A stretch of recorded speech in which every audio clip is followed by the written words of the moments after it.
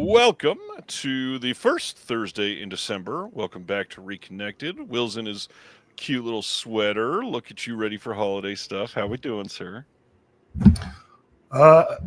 Happy winter holidays. Happy winter holidays, indeed. It's freaking cold already. Well, don't worry. Climate change will take care of that soon enough. Oh yeah, very very soon. It's been a tumultuous month since the last time you were on. I hope all has been well. How was Thanksgiving for the family? It was fine. My mama made collard greens. Good food. Checked out. We were calorically irresponsible. How about you? About the same, just no collard greens because we have no culture. It's been all right. The regular stuff. Like I told you a couple days ago, we had a plumbing fiasco I had to get taken care of this last weekend. And of course, it was a holiday weekend, so it cost $400 for him to be working for, I think it was like 12 minutes that he was in our sub-basement. Pissed me off. Everybody's asking if you're wearing a Freddy sweater. It is a Freddy sweater. Doubles as a Christmas sweater because the Freddy sweater is a Christmas sweater. So That's true. I like to be like Elon Musk. I like to be efficient. So I got two things in one. Two references. I love it. We have a ton of stuff to cover tonight. We're at like over 90 pages of announcements to go over in our show tonight. That'll be a hell of a lot of fun. But before that, over the last month, we've had some announcements come out, some pickups that we've had, some stuff that we're watching. You're all excited to talk about recent watches. You want to start there? Wow. I really want to hear, because the last couple months you've been diving into the mainstream dreck, and yeah, I love to hear that you love the weirdest out of nowhere movies. Generally in storytelling, you like to build suspense. No, I'm all about the release. I don't even need to make the joke. That's why I made it. You're welcome. Golly. No, we're going to talk about pickups first. That's what we always do. Fine, let's do it. We got a pair of pickups that I believe are the same for both of us. More than likely. Shall I hold them up to the camera? Let's do it. First, yeah. Feliday 4K from Def Crocodile in. There it is. Beautiful box set. Honored to be a part of this. You want to tell them about the commentary? Yeah, this was a great honor, and many thanks to Craig and Dennis for trusting us to do this. You know, from an offhand memory lapse about a year ago, in which I asked for the title of a cat movie. A year later, we were asked to give a commentary for probably the ultimate cat movie, Feliday, from 1994. When you think about experts in German animation, really there are only two names that could possibly come to mind, neither of which belong to us. But nevertheless, we did the commentary, and I thought it turned out pretty well. And I hope some people get to enjoy it. The film first, which is amazing. Indeed. And there are some incredible interviews. Walter Chaw's essay, if you get the limited edition. I can't believe it. This just came yesterday evening, so I haven't even been able to put it in yet. I would be watching it now, but unfortunately have made a commitment to you. You're welcome. So here I am. I will say, oh yeah, we are on the wrong side of the screen. I apologize for everybody that's used to that. I was having mic issues, so I had to jump out of the stream literally 4 times before we went live.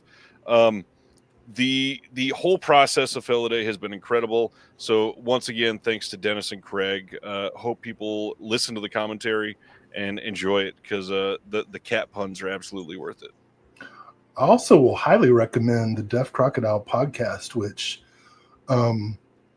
has some of the most wonderful digressions.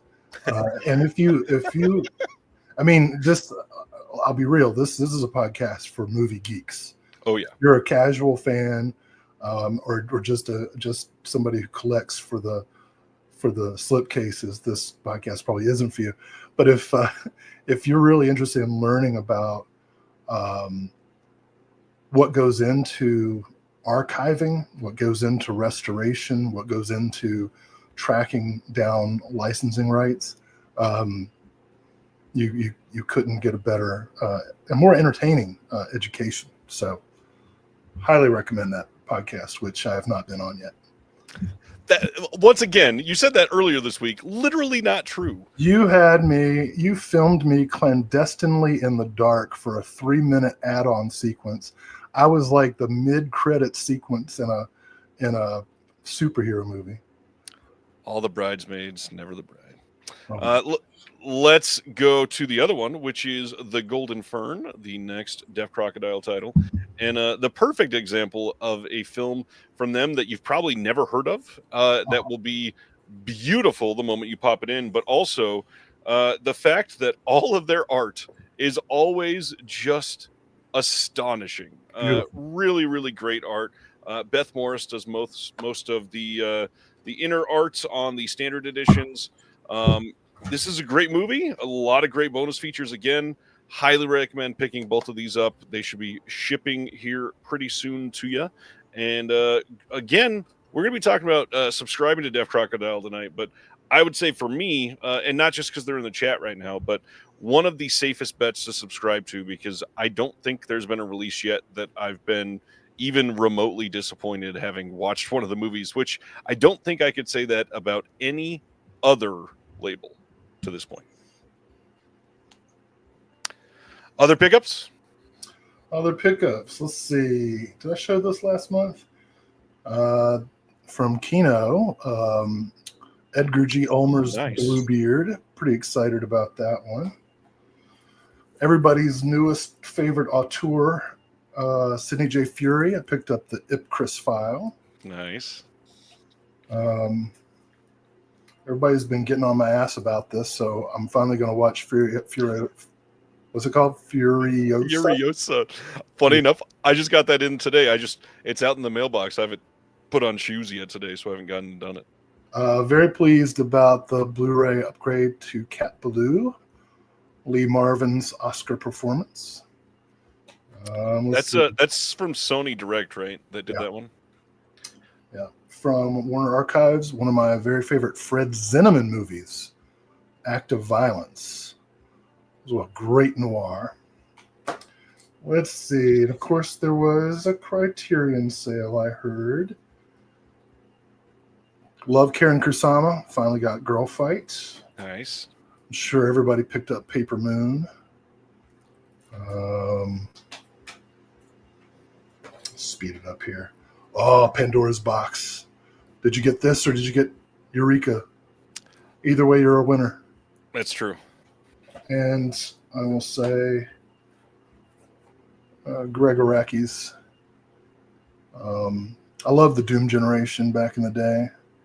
And I've never seen Totally Effed Up. So neither have I. I've seen Nowhere and Doom Generation. I like Nowhere too. So, and then finally, for reasons that, well, actually, I can say, right? Soon to be a favorite Christmas movie. Yes, Virginia, there is a Santa Claus, 1977, starring Charles Bronson. Discovered last month that Shout put that out on Blu-ray because you did not know that. I don't know how I didn't. I've been looking for it for. Oh, it was because I thought it was Miracle on 34th Street with Charles Bronson. So yeah, those are my pickups for the month. How about you, sir? Well, first, I am very proud to share through our one and only, also in the chat, Mr. Stan Geezy, sent me a DVD of a film that he helped with called Lord Protector, The Riddle of the Chosen. He says it's an awful movie, but he helped put together the what is it called here? Into the Matrix, The Making of Lord Protector, and he was on a set for some of this, so I need to watch that. I brought that down. I wasn't going to share it until I watched that one, but I figured I should share it because I was very adamant with Stan about a month and a half ago that I was not going to buy this. And I can still say fully honestly, I did not buy this, but I did trade for it because I had a box set that somebody else wanted. This was the only thing that they had that I was partially interested in. I got in the Caligula Deluxe set from Umbrella, and Nice. this thing is Ooh. so freaking big. For a film that I am not even like super interested in, this is such overkill. I am astonished that it weighs almost as much as one of my children. Yeah. Did you pick up any of the newest releases of Caligula? No. I have the what is it? I've got the Imperial edition. All Tinto Brass movies are always within reach. Always within reach. This, by the way, is an entire row of Tinto Brass and other cult epics releases.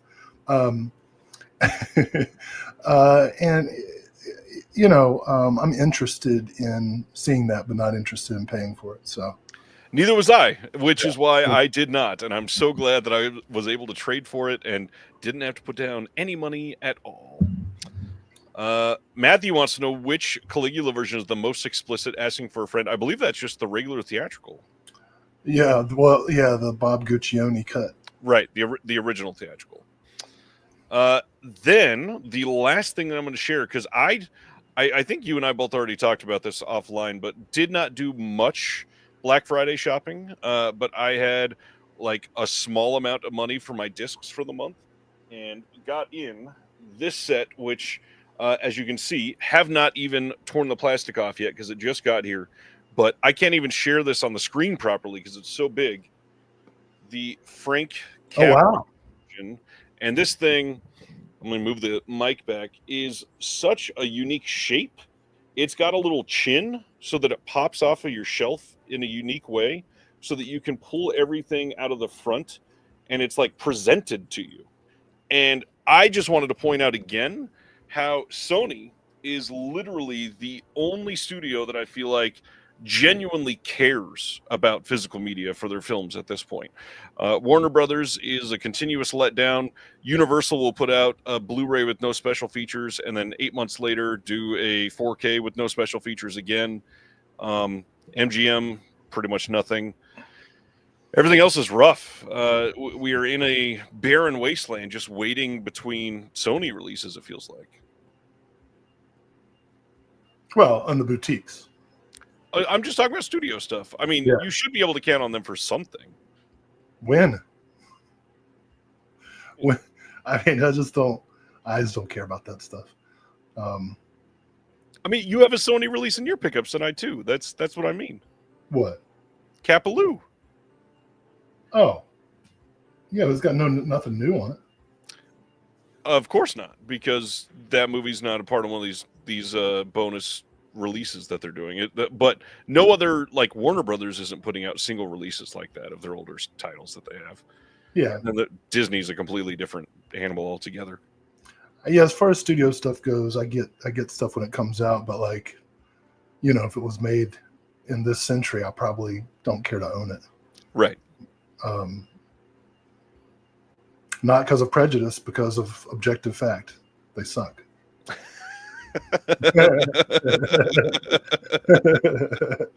Oh, wow. All right.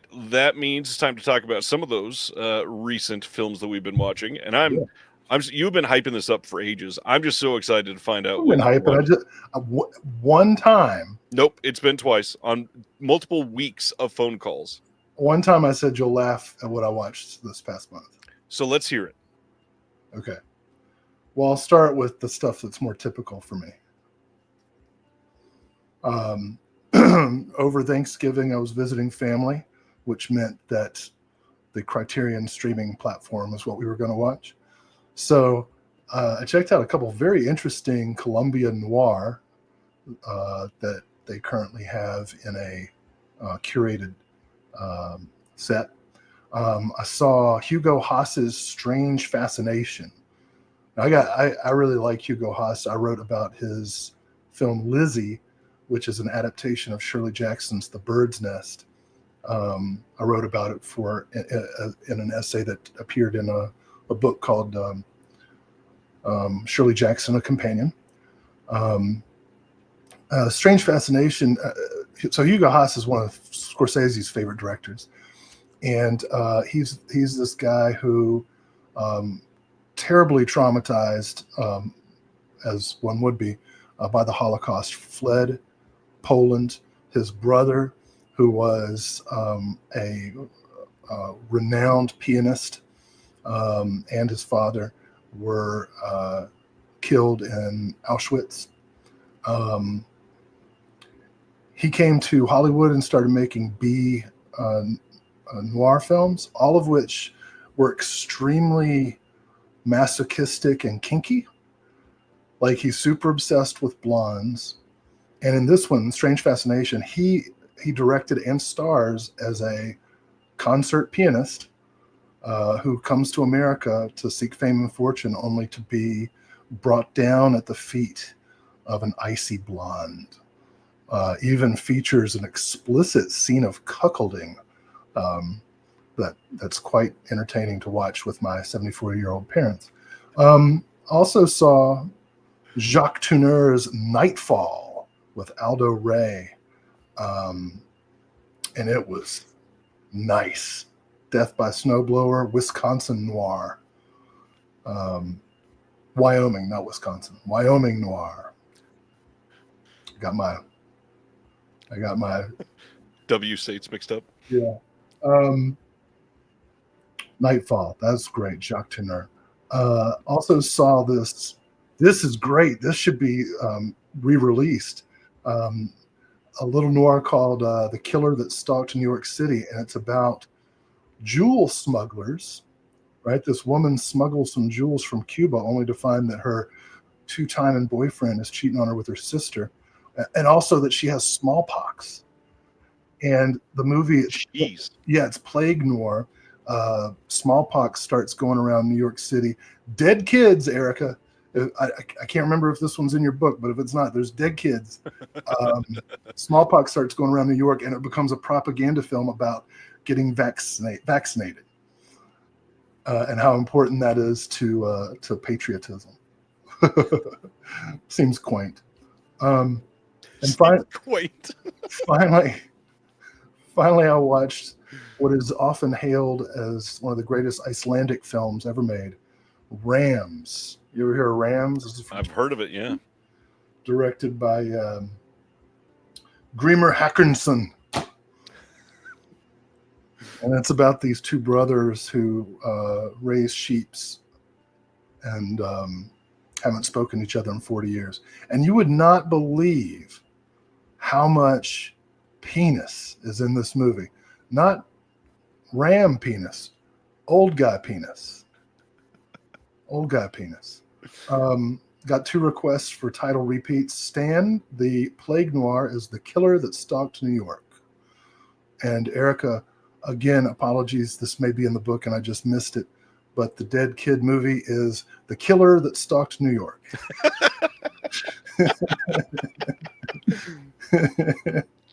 All right, so now I'm going to tell you the things that you're going to laugh about. I don't know about you, but I got a little depressed at the beginning of the month. Oh, you don't say.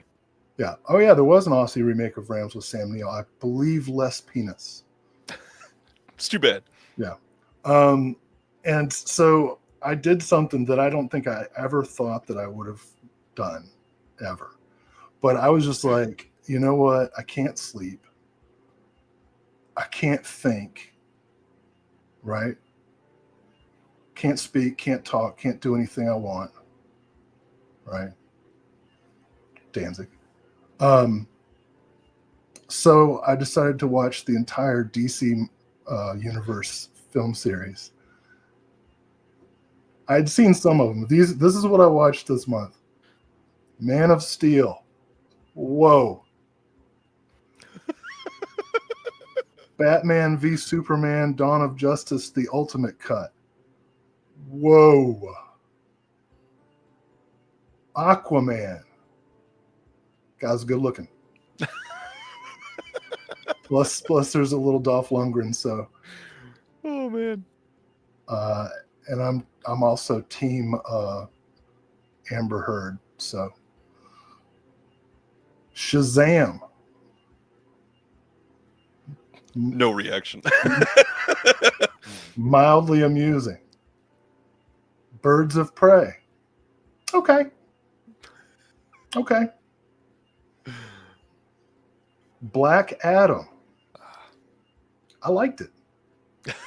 It's by the guy who did The Shallows, which is like one of my favorite shark movies. I thought, oh, Will. No, he had a reason to be mad. I liked the fact that he kills the shit out of everybody. Yes, I watched a lot of CGI, but I liked Black Adam. Shazam 2. Not quite as amusing. Just like regular kids, once they get to adolescence, they're not as fun to be around. And okay, here it comes. Suicide Squad. Oh no, I'd already seen those two. Okay. I'd already seen the Wonder Woman as well, and the Snyder cut of Justice League. It's pretty comprehensive, but I kind of liked the Flash. I can't believe it.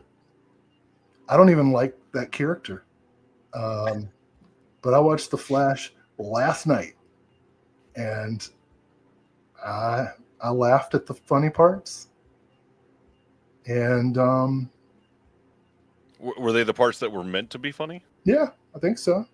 I intensely enjoyed the nearly baker's dozen of dead CGI babies.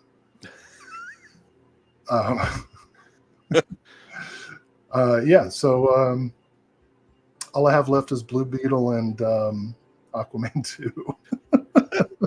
You have watched so many more of those than me. It is crazy. I've watched all of them except for those two. I've watched, I think, 2 out of the entire universe. I'm not proud of it. It's kind of like, I don't know. I did not see League of Super Pets. That's true. Is that it that you wanted to highlight? Yeah, dude. I know that I've put myself like much closer to death.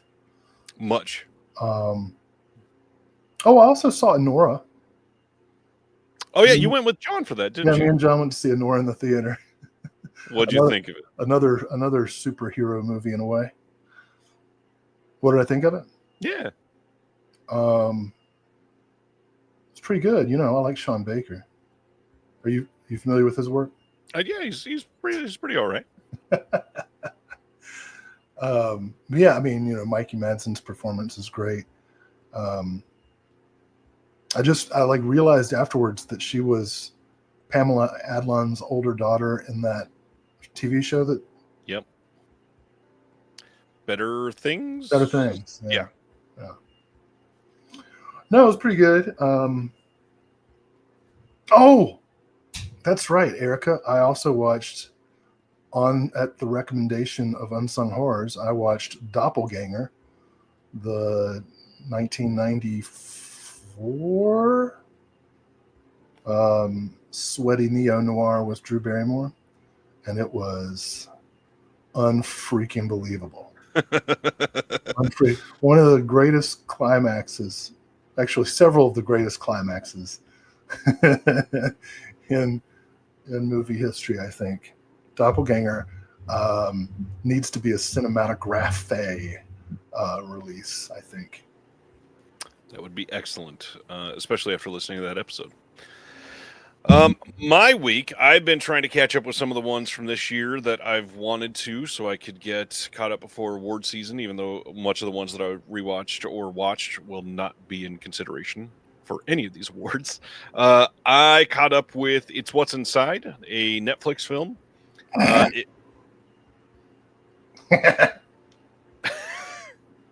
Okay. What's that about? It's What's Inside is about a group of friends that are preparing for a wedding, and one of them is like a tech bro that went and worked for some Silicon Valley company, and for the last like 6 years, they've been working on some prototype. And he's got this briefcase, and when you open it up, he's got what he calls a game, and it's like when we all used to play Mafia or Werewolf, and his is different because you hook up these wires to parts of your head, and it takes your consciousness and puts it in one of your friend's bodies. And the game is you have to figure out who's in whose body. And it gets super existential because of that. I will say the movie is not excellent. It gets a little messy, as you can guess from a plot like that, but extremely well shot. And they do a lot of really cool things to keep you in mind of who you're watching. Are you trying to get in my body? Do you feel me inside you? Not at this moment. Next time, maybe. Fun movie, though, and I think most people would enjoy how it was shot more so than the plot itself. Watched Will and Harper. Have you seen? I feel like this is one that you might have caught up with this year. Did you watch Will and Harper? It's a documentary about Will Ferrell and his friend that worked with him, that came out as trans during the pandemic, and to get used to being in all of their old haunts and the things that they enjoy more than anything, they go on a cross-country road trip, and it's really excellent, like very well made, very well balanced documentary considering how they shot it. I am kind of impressed that they shared a lot of the stuff that they shared. It was really well made, just absolutely lovely movie. Mm-hmm. I think you'd like it. I did hear about that. The last one I'll share this week, Sweethearts, is out now. I think this one is on Max or Hulu. It is the first. It's like the first raunchy rom-com that I've seen in a while, in years. That is well done. Again, very happy that we're able to get stuff like this made still. Kiernan Shipka is the lead in this, and she steals the movie. She's excellent throughout, like she always is. It is just a story of two friends that were friends in high school. They both go off to college, and they keep their long distance relationships that they were in, and they realize they want to not be in those relationships and discover college for what it can be. And lots of stuff happens. There's a lot of funny moments. It's really well made, and it's not afraid of an R rating, which is nice to see for movies like this in today's day and age. That's for sure.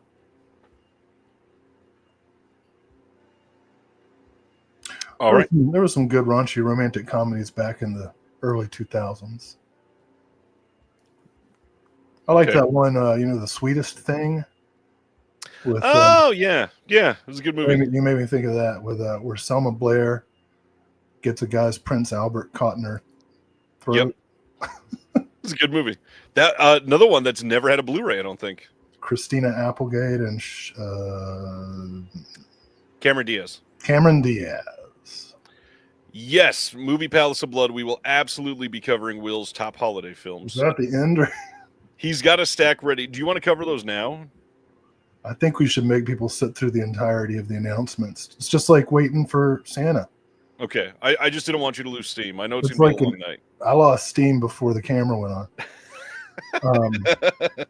I've been up since 6 a.m. It is now 10 p.m. Yep. So I don't get to live in Central Time. I'm 1 hour behind, and I was up earlier than you.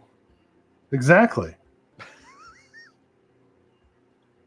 Anyways, that is recent pickups and recent watches. Anything else you want to talk about going on? We finished up some visual essays that will be coming out early 2025 that I'm really proud of. Is this true? I just read a new booklet essay written by, can I say this? Written by Erica Schultz. That's fucking great. And I'm really, really, really looking forward to the release as an entire package. But this essay, choice. It's very funny, very informative, very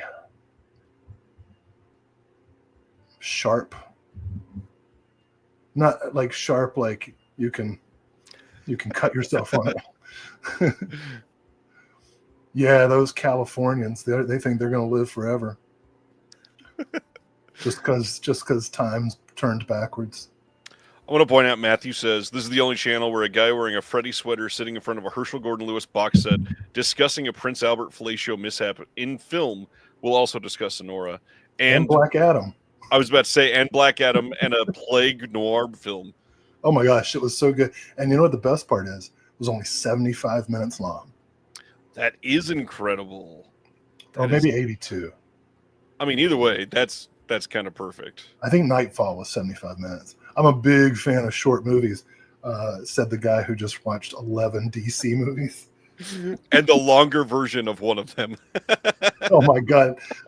Hey, I don't want to pile on or anything, but listen, Zack Snyder's not a good storyteller. He's just not. Is that, I mean, that's not shocking, I don't think. I mean,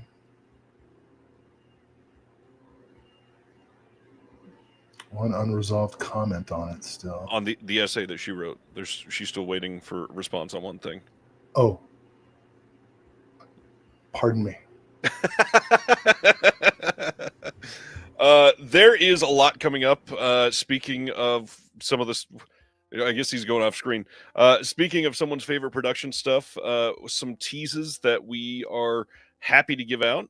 We are working on, I think the current open title amount is down at the moment to only like 28 titles that we're working on.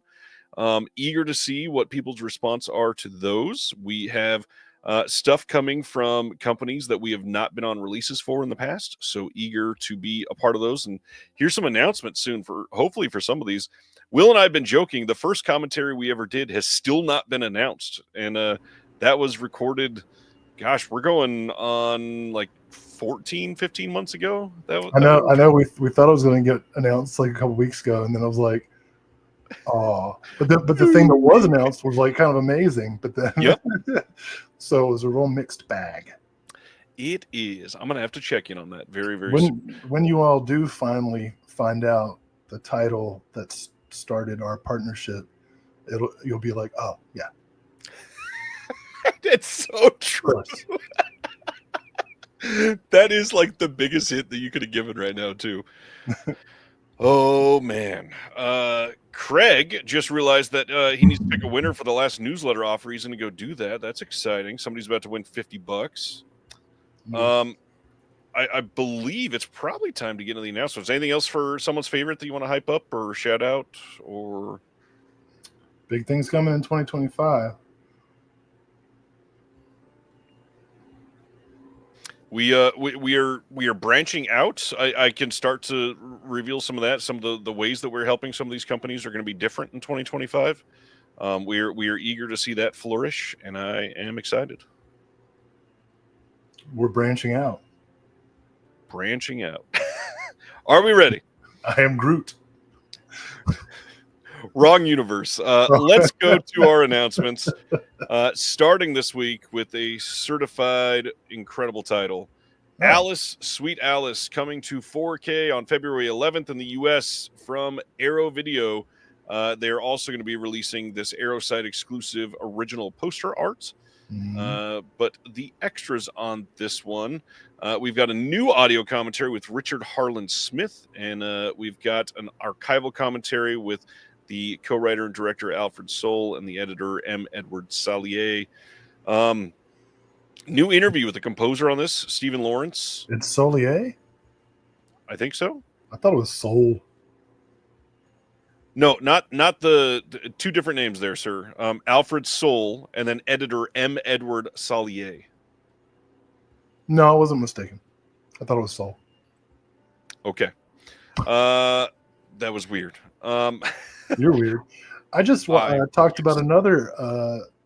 I just talked about another Alfred Soule movie for a podcast that's going to be coming out at some point.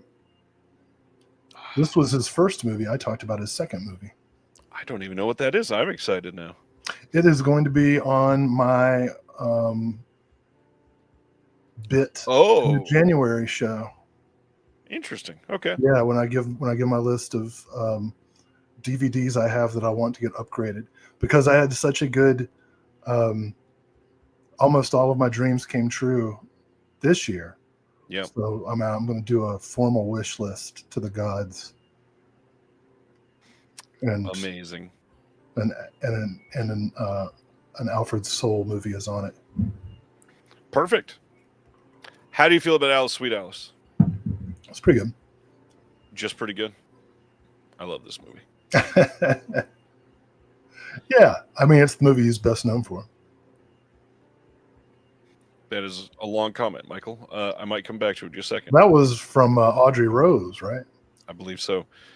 Yeah. Here's a filmmaker that you're pretty familiar with. February 17th in the UK, they are getting Texas Chainsaw Massacre 2 on 4K. This one's got all this new artwork that is very different from the first Blu-ray release that Arrow did of this. All of the extras on that first disc are archival, I believe. And then we got a new visual essay by someone you're familiar with. Scout Tafoya says, "Are we not both the living dead?" A new visual essay by Miranda Corcoran. I believe everything else on here was archival. Well, yeah. I guess in the UK they don't have bookstores. I'll tell you one thing. If I would have brought Scout. I would have. Yeah, whatever, Scout. Good for you, buddy. Oh, man. I always include you in my shit. Whatevs. I'll send him this clip. No, he's all right. Well, obviously you're intimately familiar with Tobe Hooper. How do you feel about Texas Chainsaw Massacre 2? That's my favorite. Of all of the Hooper? Yep. Damn, I don't think I knew that. I'm pretty clear about it. Damn. It was the first one I really got into, and the sense of humor is very specifically aligned with my own. Yeah, that checks out. You know? Definitely makes sense. All right. Next up, another Tobe Hooper, Life Force, getting a 4K from Arrow in the UK on February 17th. Now, the biggest deal here is Disc 1 is the international cut on 4K, which did not get a 4K disc on the Scream Factory release here in the States. Only the theatrical cut was 4K. So this one has got a commentary with Douglas Smith, moderated by the one and only Howard S. Berger, which it was Howard's birthday just yesterday, I believe. Happy birthday, Howard. Then we've got commentary with the makeup effects artist Nick Maley, moderated by Michael Felsher. We've got an epic look at canon and the making of Life Force here, featuring a whole bunch of interviews. Disc 2 is the theatrical cut in 4K. A lot of stuff that we've had before, but released in the best packaging for this yet. And this, again, international cut had not been on 4K. How do you feel about the difference in the two cuts? God, put me on the spot. I'm excited to have them both on 4K. Yes. I'm trying to remember all the differences.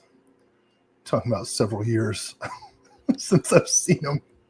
The difference is even more nudity. Oh, I prefer that one. No, no, pretty excited about this. This is a Erica's on a roll tonight. A Matilda May blow-up doll as a premium. That would be a pretty good bundle. Severin would have to put it out to get that. Yeah. This is a solid release. I am eager to pick this one up. Yeah. Then, last stop in Yuma County technically from this year. It releases some festivals in 2023. This is by the one and only Fran Galuppi, who's been interviewed on this channel before. This one is coming on Blu-ray in the UK. This is now the third release of this movie. We had the Well Go in the USA. We had the Umbrella in Australia. And now this is the beautiful-looking Arrow release. Umbrella and Arrow are pretty neck and neck for better release of this film. We've got multiple audio commentaries on this.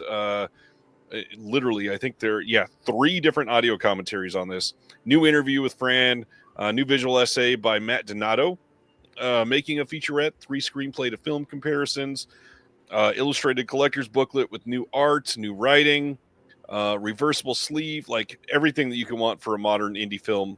Love this movie. Did you watch this one? Yeah, it's good. Good. I watched it first thing when we got back from Los Angeles. When Jeremy and I could not stop talking about it. This one coming on February 10th in the UK, February 11th in North America. Blu-ray from Arrow is A Certain Killer and A Killer's Key double feature. These are from 1967. I've heard that these are great. I've not been able to see either one of these. We've got Tony Raines doing an audio commentary on both films, a new 30-minute introduction to the films by Mark Roberts, a reversible sleeve, and then an illustrated collector's booklet with new writing by Jasper Sharp and Earl Jackson. Nice. This is going to be a really great release. Yeah. Oh my God, we got so many Hong Kong movies this week. So many to talk about. Yeah. We have not, Michael. We'll be mentioning that momentarily for sure. The Umbrella one didn't have any new features. What do you mean new features? It's the first releases of the film. They're all new features, Chris. Let's go to our next announcement. The final one from Arrow. February 24th in the UK, February 25th in North America, a 4K release of William Friedkin's Cruising, starring Al Pacino. Amazing movie. This has a 120-page perfect bound collector's book with articles from the Village Voice and the New York Times, essays from the film's extras cast, an introduction from Friedkin himself, and then an archival interview with Al Pacino. We've got 2 archival commentaries and a new commentary featuring original musicians involved with the soundtrack. New interview with Karen Allen. We got a new interview with the actor, film consultant, former police detective Randy Jurgensen. Then a bunch of archival interviews, a new visual essay surrounding the Hanky Codes featuring the actor and writer David McGillivray, and then a short film by Jim Hubbard. There's a lot on here that I couldn't even list because there were so many features. This is pretty damn great. You were just getting warmed up. Literally, yeah. Yeah. And now I'm waiting for you to step in. Pacino says that there's nothing after death, so I think we should all cruise as much as possible while we can. Cruise while ye may. Damn good movie if you've never seen it, and this will absolutely look great in 4K. So I grew up in southwestern Virginia, right near the West Virginia state line. Very rural area with attitudes that one would stereotypically associate with such an area. And in the early days of the internet, late 1990s, I stumbled upon a website, I won't say how, that gave a map of all of the cruisy areas of Bluefield, West Virginia, which included one bathroom, not all of the bathrooms, but one bathroom in the local super Walmart. And to this day, I regret not making a successful connection in said bathroom, but I did go to it to see what sights I might see or sounds.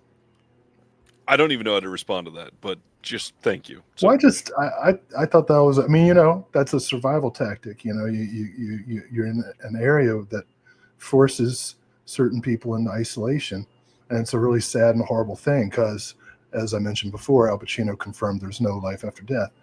And to spend your life forced in isolation by what? A bunch of fucking assholes being hateful? Yep. So to have that kind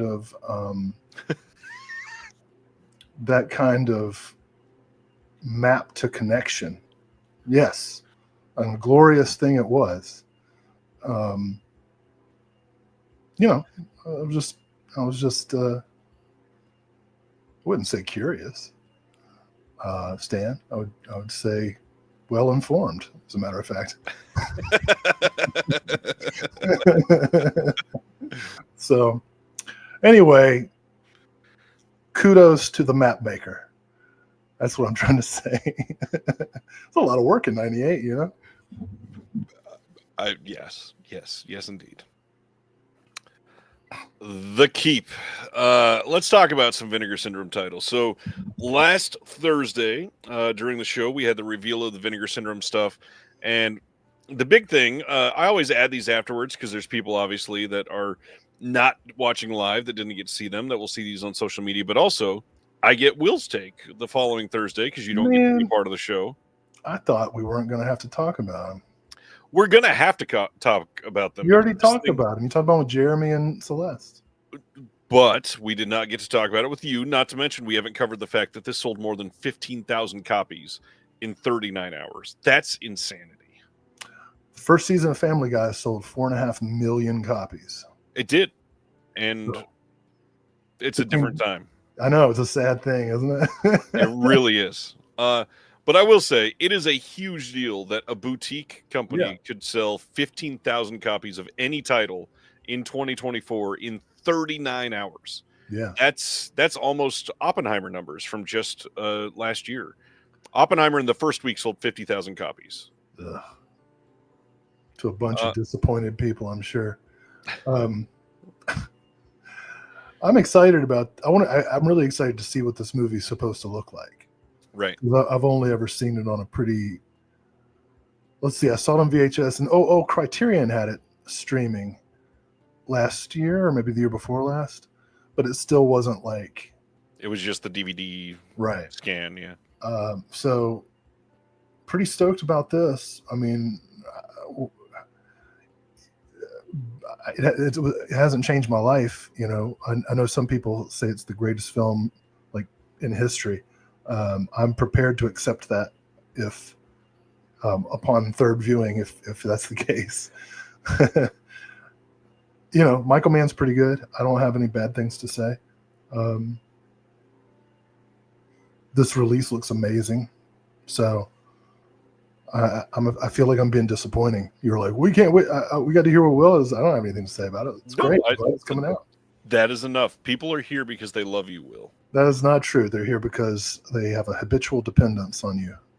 And I mean, that's a part of it, sure. But I think that's good. That's important. It's a community. Anyway, looking for Mr. Good Bar and The Keep back to back. I mean, talk about some. And Cannibal. Don't forget that one. Well, yeah, but I'm not going to put Cannibal the Musical in the same category as honestly, it was about that category for people that were after those that were never on like proper HD physical media, and now to do all three of those in one slate is kind of amazing. Well, technically, Cannibal's de Gossier. Yes, but still released by Vinegar Syndrome. Yeah, I ordered it. I'm pretty stoked. I'm spadoinkle. You read books. Everybody's been talking about The Keep. Have you ever read the book that The Keep is based on? Nope. Heard it's pretty great. All right. Right along. I'll put it on the list. The other secret title that we revealed is Sliver. This is the 1993 erotic thriller. Is this one that you have seen before, sir? I never saw this, and I thought that UB40 song was so shitty. And like an entire year of 1990, whatever, 3. When did this come out? Yeah, 93. Couldn't escape that damn song. But I also recently listened to Katrina Longworth's series on the erotic 90s. You must remember this. I think I talked about that last time. And so the episode on Sharon Stone, Basic Instinct, Sliver, definitely got me intrigued to see it. Easily top 5 Baldwin brother. So, are you going to watch Rust, the one that Alec Baldwin killed somebody on? Wow. I mean, just calling it like it happened. I think that meets the legal standard for slander. No, not at all. He was found not responsible. I never said he was responsible, but it's a known fact that his action did it. God, I mean, you must feel like I'm not going to pile on that. I'm just asking if you're going to watch the movie. He has to live with that the rest of his. He does, and it's very sad. It's horrible. I'm not making a joke about that. I'm not asking you to make a joke. I wasn't making a joke. Well, to make the tragedy even worse, the movie didn't look that good. No, that's the hard part.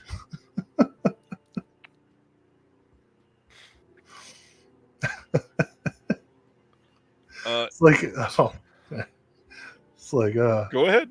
No. Thomas says the Keep situation is crazy, and then for Vinegar Syndrome to suddenly have stock again after the imprint announcement is wild and without question an obvious money grab.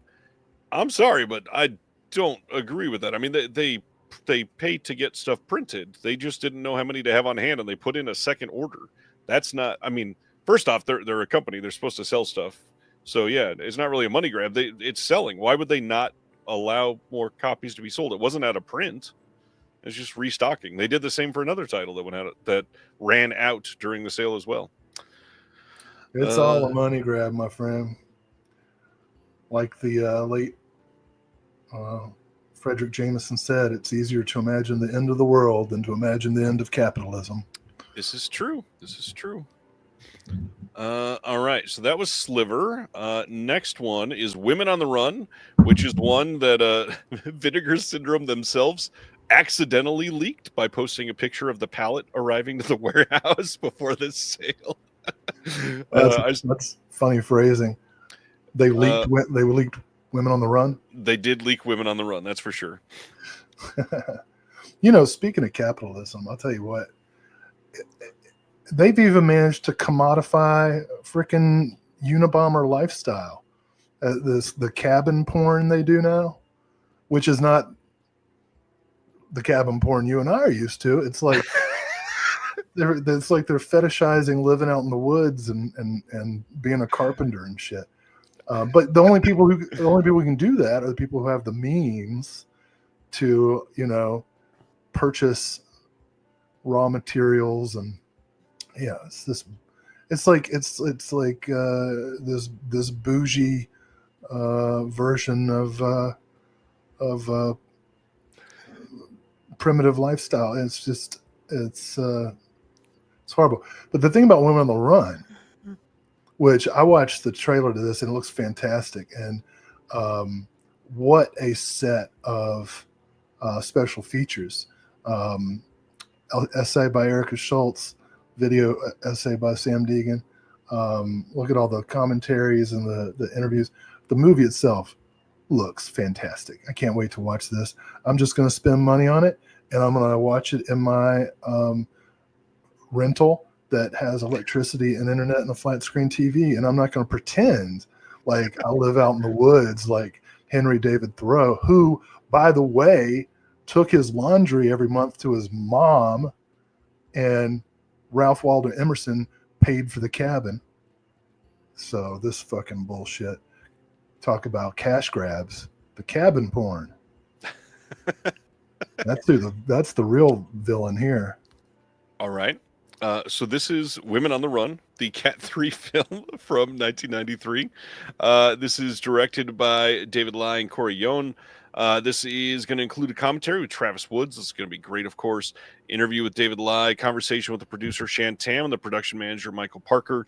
As Will said, a visual essay by Sam Deegan, a 16-page booklet with an essay by the one and only Erica Schultz, and cannot wait to get this in. The only thing about this movie that's a lie is producer, co-creator David Lai. This is an authentic film. That's what I'm trying to say. Is that what you're trying to say? Down with rustic lifestyle posers. Roddy says finally someone puts Thoreau on blast. Yeah. Oh man. All right. It's easy to take a stand when you're being bankrolled. Okay. So that is the VSA that came out during the sale.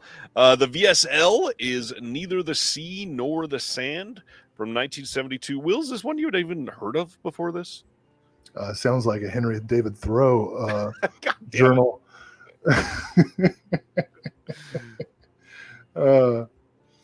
So it's the. Oh, okay. So it's like a British monkey paw In a way. In a way. near the ocean.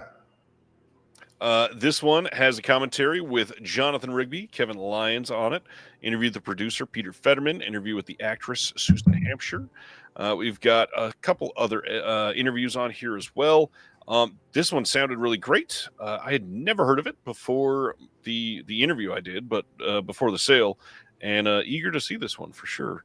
Yeah, just like Dallas said, love the cover on the slipcover. And going. Jonathan Rigby picks up all the rice in the church or whatever.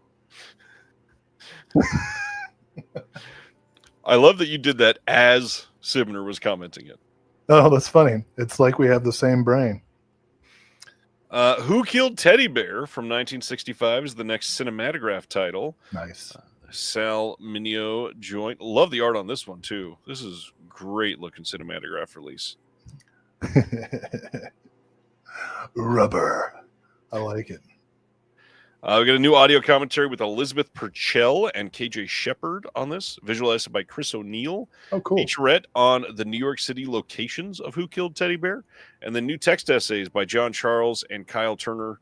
Once again, a winning looking set. And yes, that is Tony Stella art on there, Craig.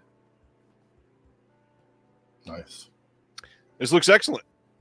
Yeah, it's a terrible time to be broke and precariously employed. Isn't it, though? Ugh.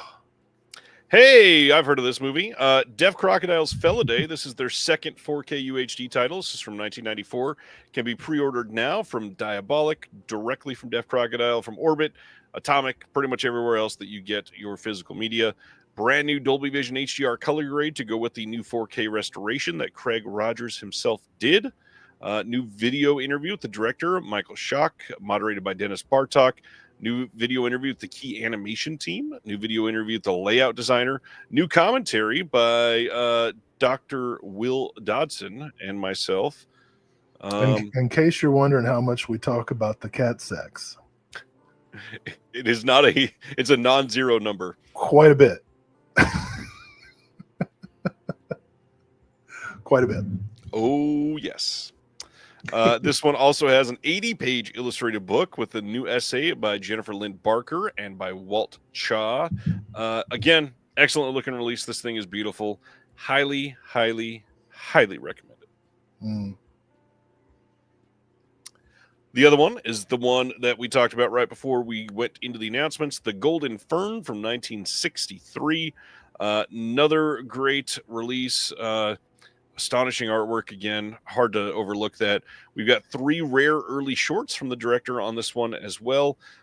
We've got a video interview with the filmmaker's son, new commentary with Peter Hames and Czech film expert Irina Kovarova, visual essay by Evan Chester, and then this reversible cover art by Beth Morris, plus a 60-page book with an introduction by Alexander Payne. The director of The Holdovers wrote an intro for this. New essay by Peter Hames and Walt Shaw, and then Memories of the Cinematographer Biedrich Botka by the writer William Robertson. Excellent package for this. Payne was a student of Yuri Weiss, right? I think so. Yeah. Excellent film, though. Rightfully, well, I shouldn't say rightfully.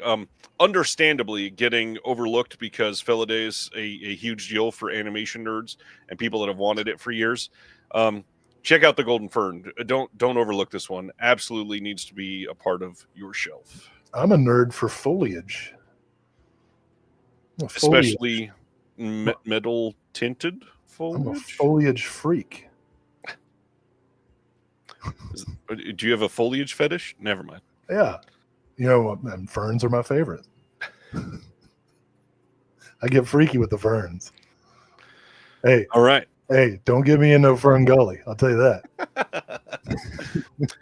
Over at Diabolic right now, you can order 3 reprinted slips of their back catalog titles, Kin Zat Za, You can get The Mysterious Castle in the Carpathians Oh, or Prague Nights. These all currently come with a slipcover, and the title with the slipcover is cheaper than the title without the slipcover. These are all only $20 a piece, and they only made 300 of each. If you want one of these new versions, which includes the newer Scanovo type of case that they've been doing, you should check it out because these look excellent. ooh, that's tempting. I have copies of all three, but they're slipless. Mmm. All only $20. And Kinzadza's got an excellent visual essay, I'll say that. It does, yes. Some more stuff revealed by Vinegar Syndrome. They did the Beastmaster as one of their Degausser VHS light-up things that they're doing. No. To quote a nearly great stateswoman, we're not going back. Well, if that's not tempting, I what about Fade to Black? No, I had to deal with VHS copies of both of those films for decades. I shall not return. Are you sure? Yes, no shade to anybody who wishes to view such films on a degraded format, but I shall not. Yeah, I'm not a VHS person either. Anyways, let's keep going. Next is The Passions of Carol. This is over on the Melusine site as part of the Quality X line. This is from 1975, and the main character in this is Carol Scrooge. Yeah, this is a version of A Christmas Carol, Nice. starring Jamie Gillis, newly scanned and restored in 4K, with an audio commentary with the director Sean Costello, moderated by the one and only Joe Rubin. There is also a trailer, but that is it that is on this disc. I'm very, very curious about this one. This features the ghost of Christmas making a pass, the ghost of Christmas presenting, and the ghost of Christmas Coocher. Stretched on the last one, but I'm into it.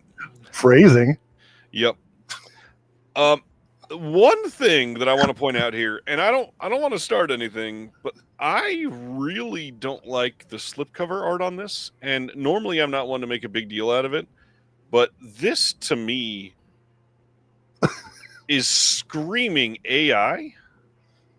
Oh, I was just thinking it wasn't all that erotic, but yeah. No, it's not. But I mean, especially this face here in the middle, that looks like something generated by a computer system and then just colored over. Mm. And even the front, like it's not wrong title. Sorry. Ooh. This, like, I could easily see that being something that was generated by AI. Why are we doing this? They said, AI, please generate the form of the ideal human male.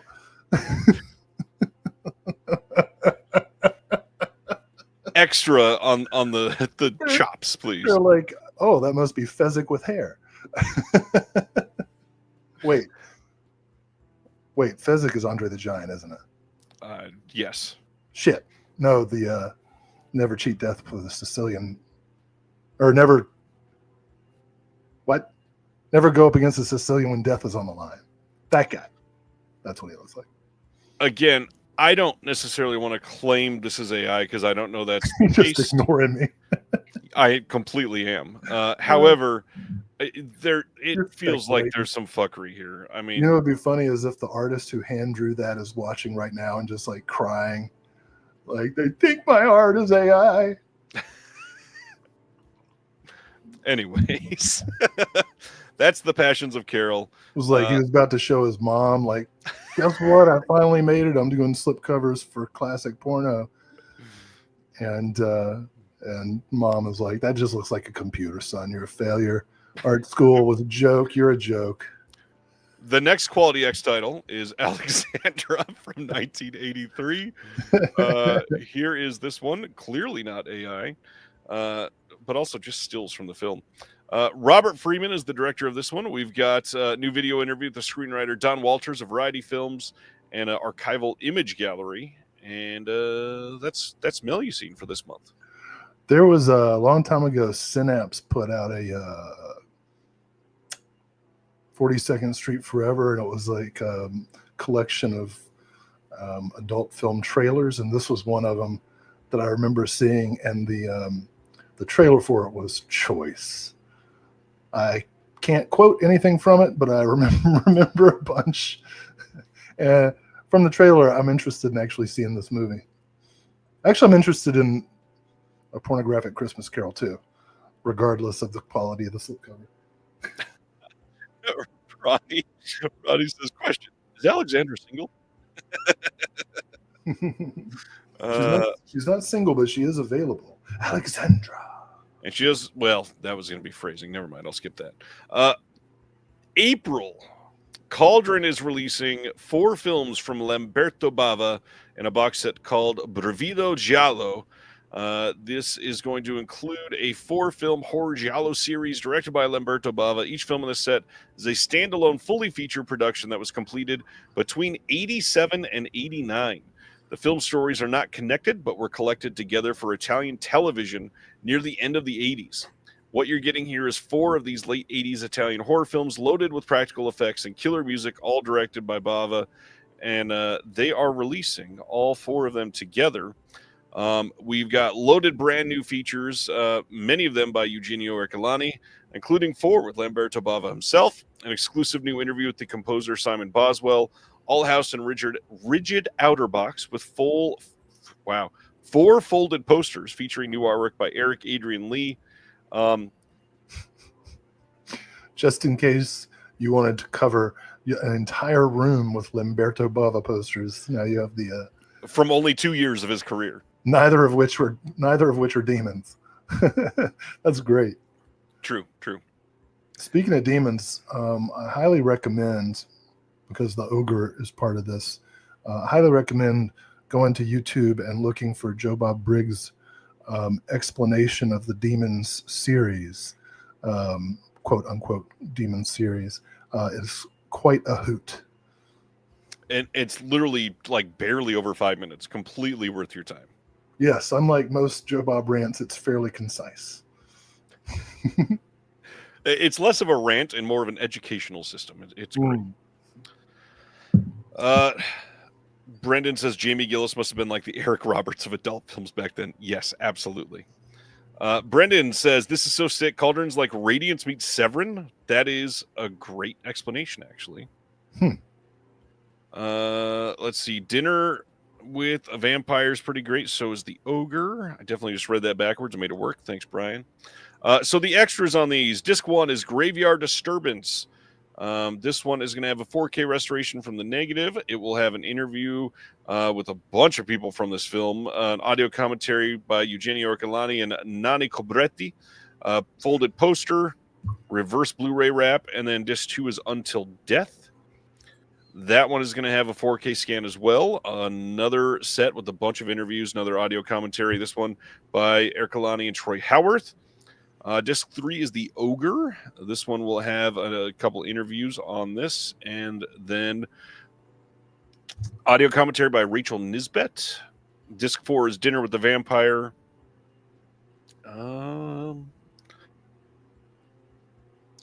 This one, we got a bunch of interviews, audio commentary with Ercolani, Nathaniel Thompson, and Troy Howarth. And you can pre-order that now, but again, not shipping until April. They've also got a bonus disc. Disc 5 will be a CD. The original soundtrack compilation by Simon Boswell in the limited edition only. It will be limited to 2,500 copies. Man, I really want this, but I also had a crushing realization. Uh-oh. Like if tomorrow I started watching 2 movies a day out of my collection and watched 2 movies every day without repeats, it would take me 14 years to watch all my movies. That is much better than I expected. That's 2 a day. Right, but that's still much better than I expected, like 40 years. Yeah, but I mean, I've got Showa. Yep. So I'm not going to be able to do 2 every day. I get it. Totally get it. Do I have room for these 4? That's another extra 2 days.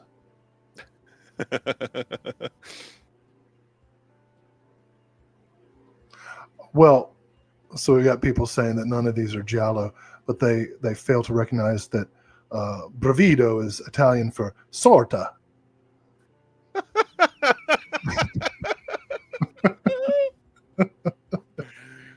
That was the best line of the night so far. Just a little bit.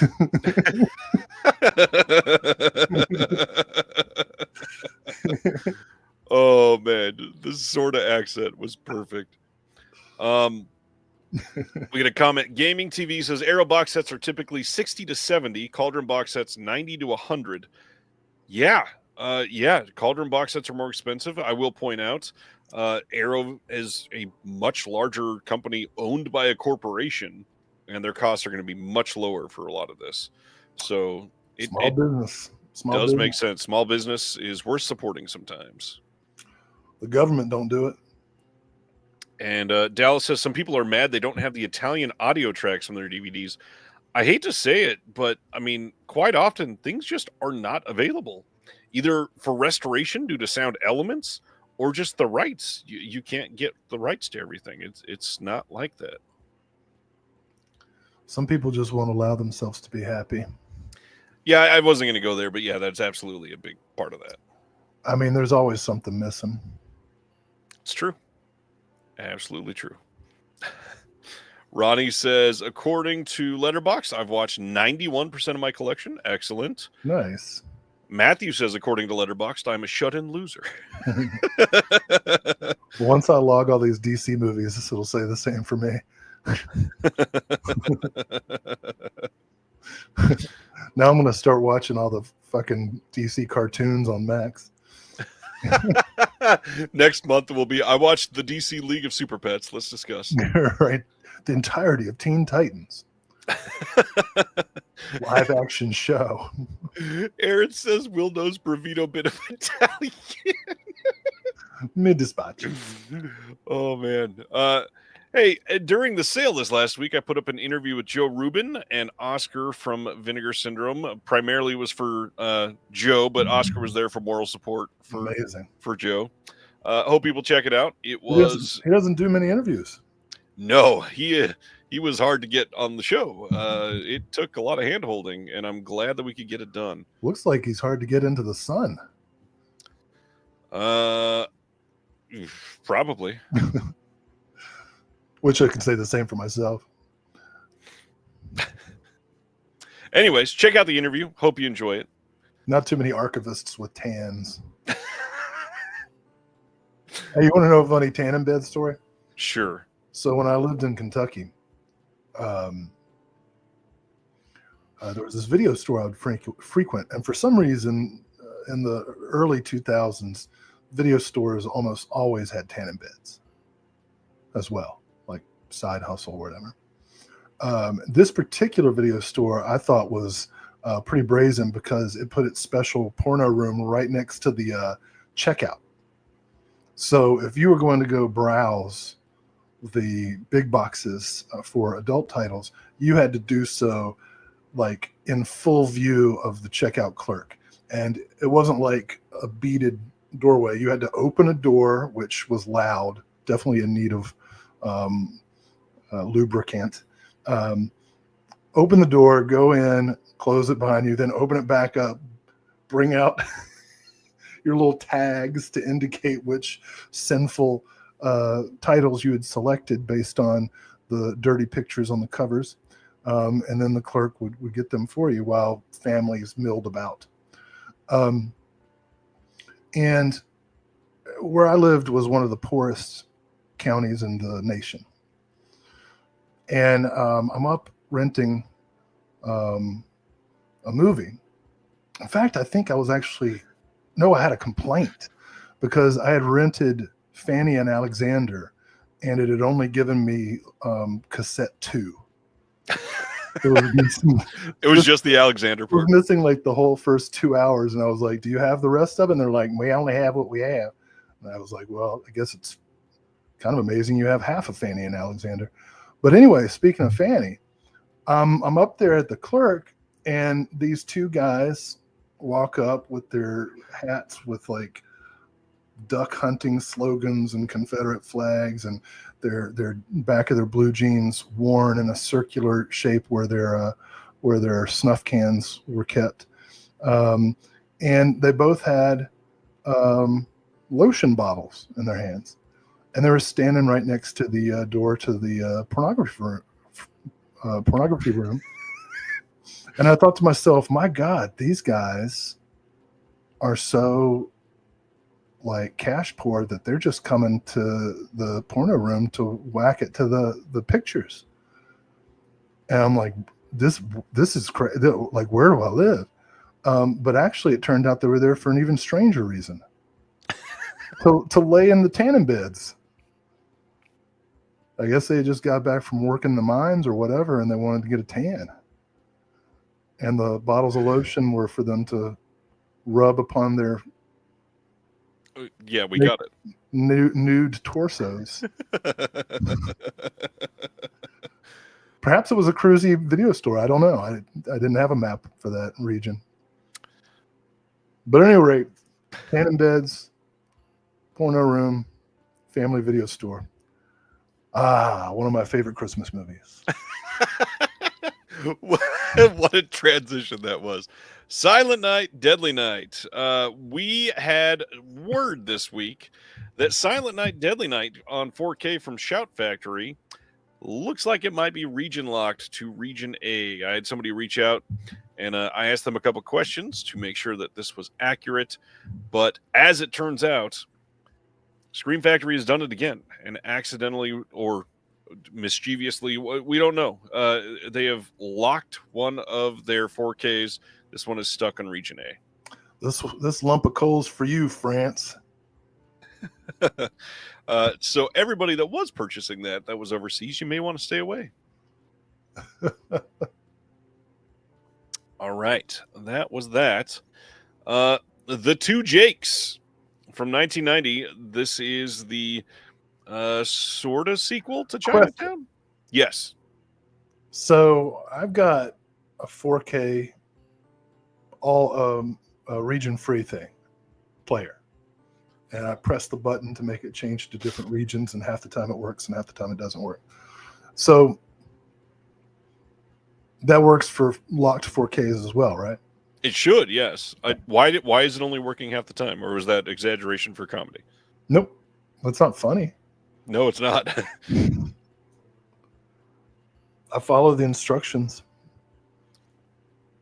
I press the button. Sometimes it works, sometimes it don't. I think that's why the company's called Eureka, because when I get my player to work, I'm like, Eureka! Two Jakes. Wasn't this the bonus feature on something? Chinatown. This is the sequel to Chinatown. I got that Chinatown release. Brendan is asking, do these companies have to pay a fine when they lock a 4K that isn't supposed to be?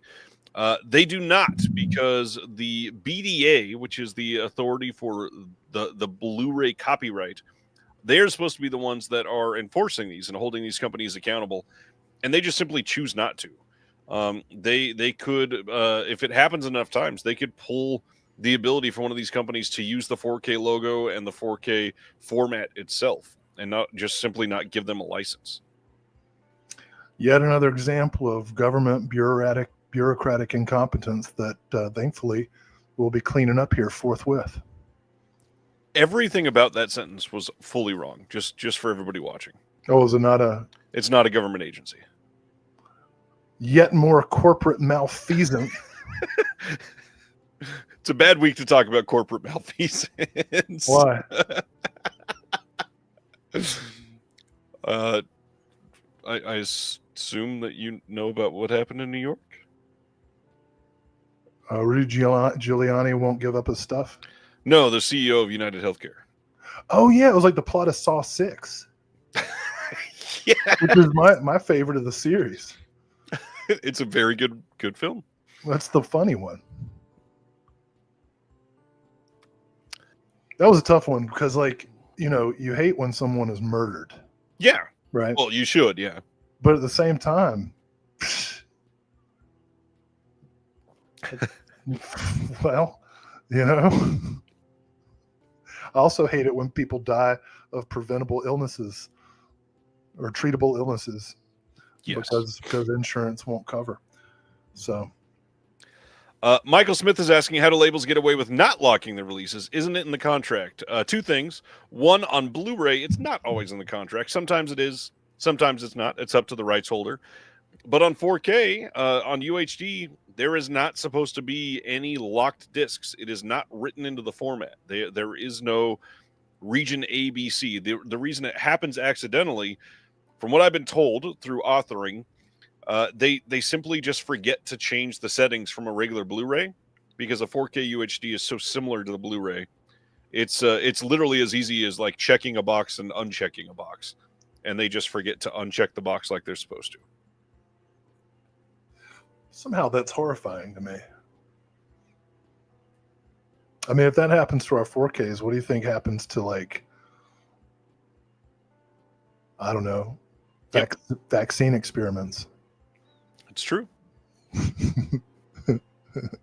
And yeah, Michael, with Blu-rays, it's not in every contract. In some contracts it is, but there's a lot of rights holders that simply don't care. Or also, you could have it in the contract that you own worldwide rights and it can be region free completely. So if you get a copy of this, but you already have the limited edition of Chinatown, you'll have 4 Jakes. Which is, never mind. At least 3 too many. That's so many Jakes. You snorted at your own joke. I love this.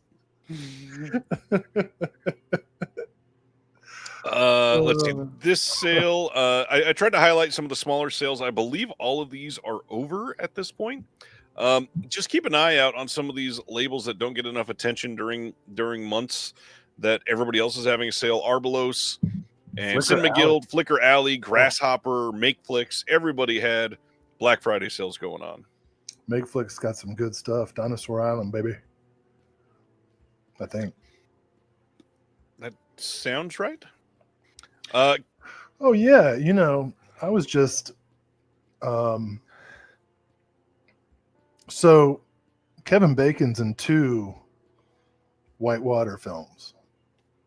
And I think some people are River Wild people and other people are Whitewater Summer people. I'm a Whitewater Summer person. So sell me on this one, Ryan. Meryl Streep and Kevin Bacon, whitewater rafting together. Kevin Bacon psychotically abusing 2 little boys, also whitewater rafting. And that's why Whitewater Summer. I'll probably watch both. Yeah, Gina Lober putting out the River Wild on 4K soon. I'm really glad I did not buy the studio Blu-ray, which I almost did. Yeah, I'm glad I will get this soon on 4K. Whitewater Summer, one of the kids is Sean Astin. That checks out. Yeah. I'll tell you, Whitewater Summer, along with a never released on Blu-ray Don Coscarelli film, Survival Quest, starring a young Catherine Keener, prior to corrective dental surgery, one of the largest front tooth gaps in the history of dentistry. Jesus. But a great double feature, Whitewater Summer, Survival Quest. If you've never seen Survival Quest and you like Phantasm and the Beastmaster, you need to see Survival Quest. It's a bunch of people backpacking in the woods getting trapped. I'm going to survive. I'm shocked Survival Quest never got a Blu-ray. I thought it did. It's on my list. All right. Carrying right along then. Hey, The Keep, if you haven't heard enough about it this earlier in the show, Imprint announced that they are also doing it on 4K soon. And now, just to quell anybody's thoughts on this, because there was a lot of people that said, it's suspicious that we couldn't find this for years, and now Vinegar Syndrome and Imprint is doing it. Yeah, they figured out the rights, so now multiple companies can do it in different territories. That's not surprising. This happens all the time. The other big thing, this is likely going to be the exact same restoration that Vinegar Syndrome did. It might have slightly different encoding, which even then, it probably will not. It's probably going to be done by Fidelity in Motion as well. The release, the biggest thing is this might have different bonus features. Imprint usually does that. And just a fair warning for everybody that said they were going to wait for the imprint and see if there's a director's cut. It will not have a director's cut. It does not exist. The elements are not there. Do not plan on that. It is not something that you're going to be able to get. So it all comes down to which packaging, maybe price point. Yep. Whether you're looking to be a completionist for Vinegar Syndrome or for imprint. And also, depending on where you live. I mean, if you live in Australia, this is going to be the cheaper and easier one to get, no doubt. That would make sense. For those that don't know, imprint is in Australia. For those who don't know. Sorry, yeah, I said it wrong. We got a bunch of details about Kino stuff this week. February 11th is when we get the 4K of Dante's Peak from 97. This has nothing new on it, including no Atmos, which a lot of people are going to be upset about. We got a question for you. Reservoir Fellow wants to know, did you pre-order Thong Girls from Severin? I stared at the bundle. I sweat. I bargained with myself. I spoke to my spiritual advisor. I ordered the movie. I meditated. I prayed, and just as I was about to explain to my children why we couldn't have Christmas this year, the bundle sold out. And so then I looked at just the discs, and I nodded to myself. I'll be getting Thong Girls. I'll be getting Jungle Holocaust. I'll be upgrading my cannibal films. I will get it. I will get it. I am so excited for you to have Thong Girls. Yeah. Can never pass up a Just Franco movie. All right. That is Dante's Peak. Play It Again, Sam, the Woody Allen movie, getting a Blu-ray release on February 11th. This will have a new commentary by the screenwriter, producer Alan Spencer, and the author and film historian Justin Humphreys. I am kind of proud of this, so I'm going to repeat my joke. Somebody said, what is going on the right side of the slipcover? Diane Keaton does not have 10 legs. And I said, that's true, but 5 Diane Keatons do. Speaking of Thong Girls, not the best look in 2024 for Woody Allen, but then again, he's never looked that good.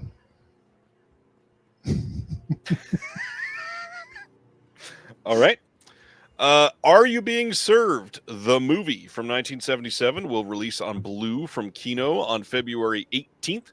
This has an audio commentary by authors and comedy historians Gemma and Robert Ross. This is one of the UK troops that put out some comedy films from back then. This one is from 1977. I had never seen this one. Will, this kind of seems like one that you would have seen. Have you ever seen this one?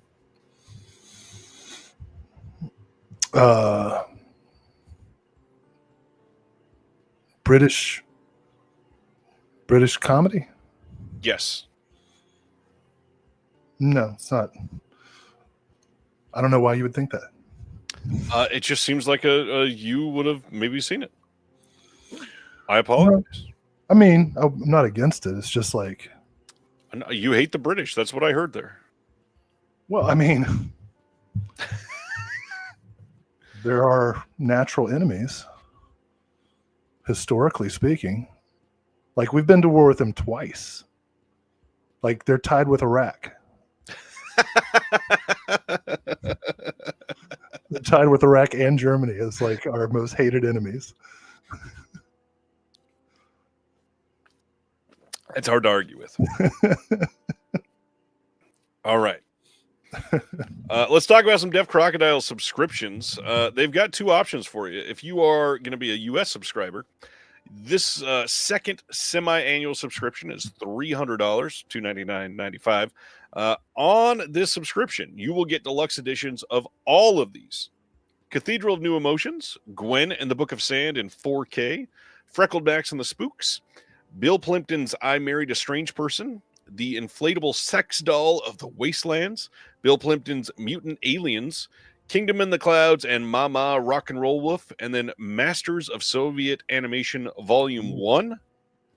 And you'll also get some random film trading cards, access to exclusive subscriber-only goodies, early shipping, and a guaranteed copy of all of the limited editions, because they are going to be lowering the number of limited editions that they're doing, and they are possibly going to sell out. So you got to pay attention to the stock counts. They wanted to do an infinite amount of them, but people love their FOMO, so we got to sell them. You forgot one.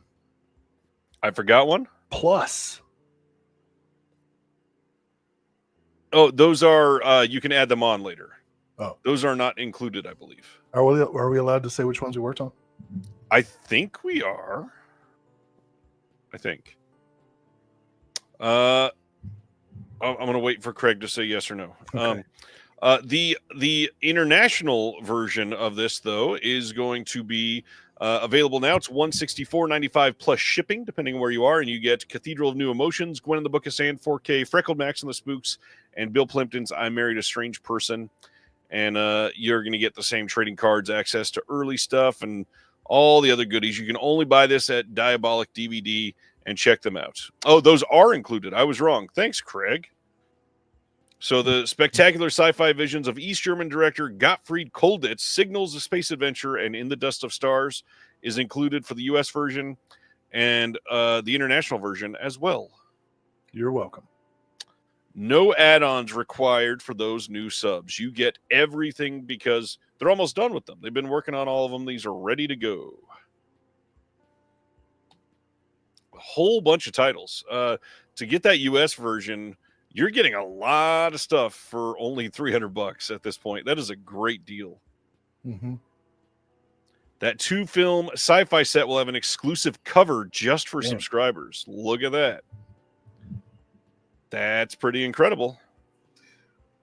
Yeah, and people, if you haven't gotten, I don't want to sound like a shill for Deaf Crocodile because I'm not. This is an objective fact. The limited edition covers, I mean, they're like handsomely bound books that they just look incredible. Really nice stuff. They really are. I had to raise my renter's insurance premium because now I've got all these Deaf Crocodile titles. God damn it, Craig. Your stuff is too nice. All right. That is Deaf Crocodile subs. Next up, Kino on February 18th in their Kino Cult line, releasing Crawl Space from 1986. That is an evocative slipcover. I really like that poster.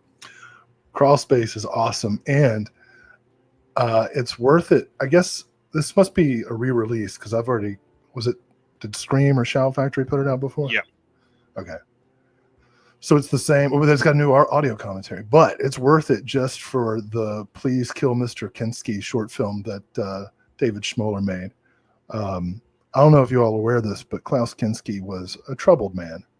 Oh, I've never heard this. And in addition to committing various unsavory crimes, was also occasionally difficult to work with on set. And Schmoller has some really amazing stories about making Crawl Space with Klaus Kinski. It's also a pretty good movie. It's got some scary moments. Like, if your nightmares don't include Klaus Kinski crawling towards you in an air duct, they will. In other words, you may want this.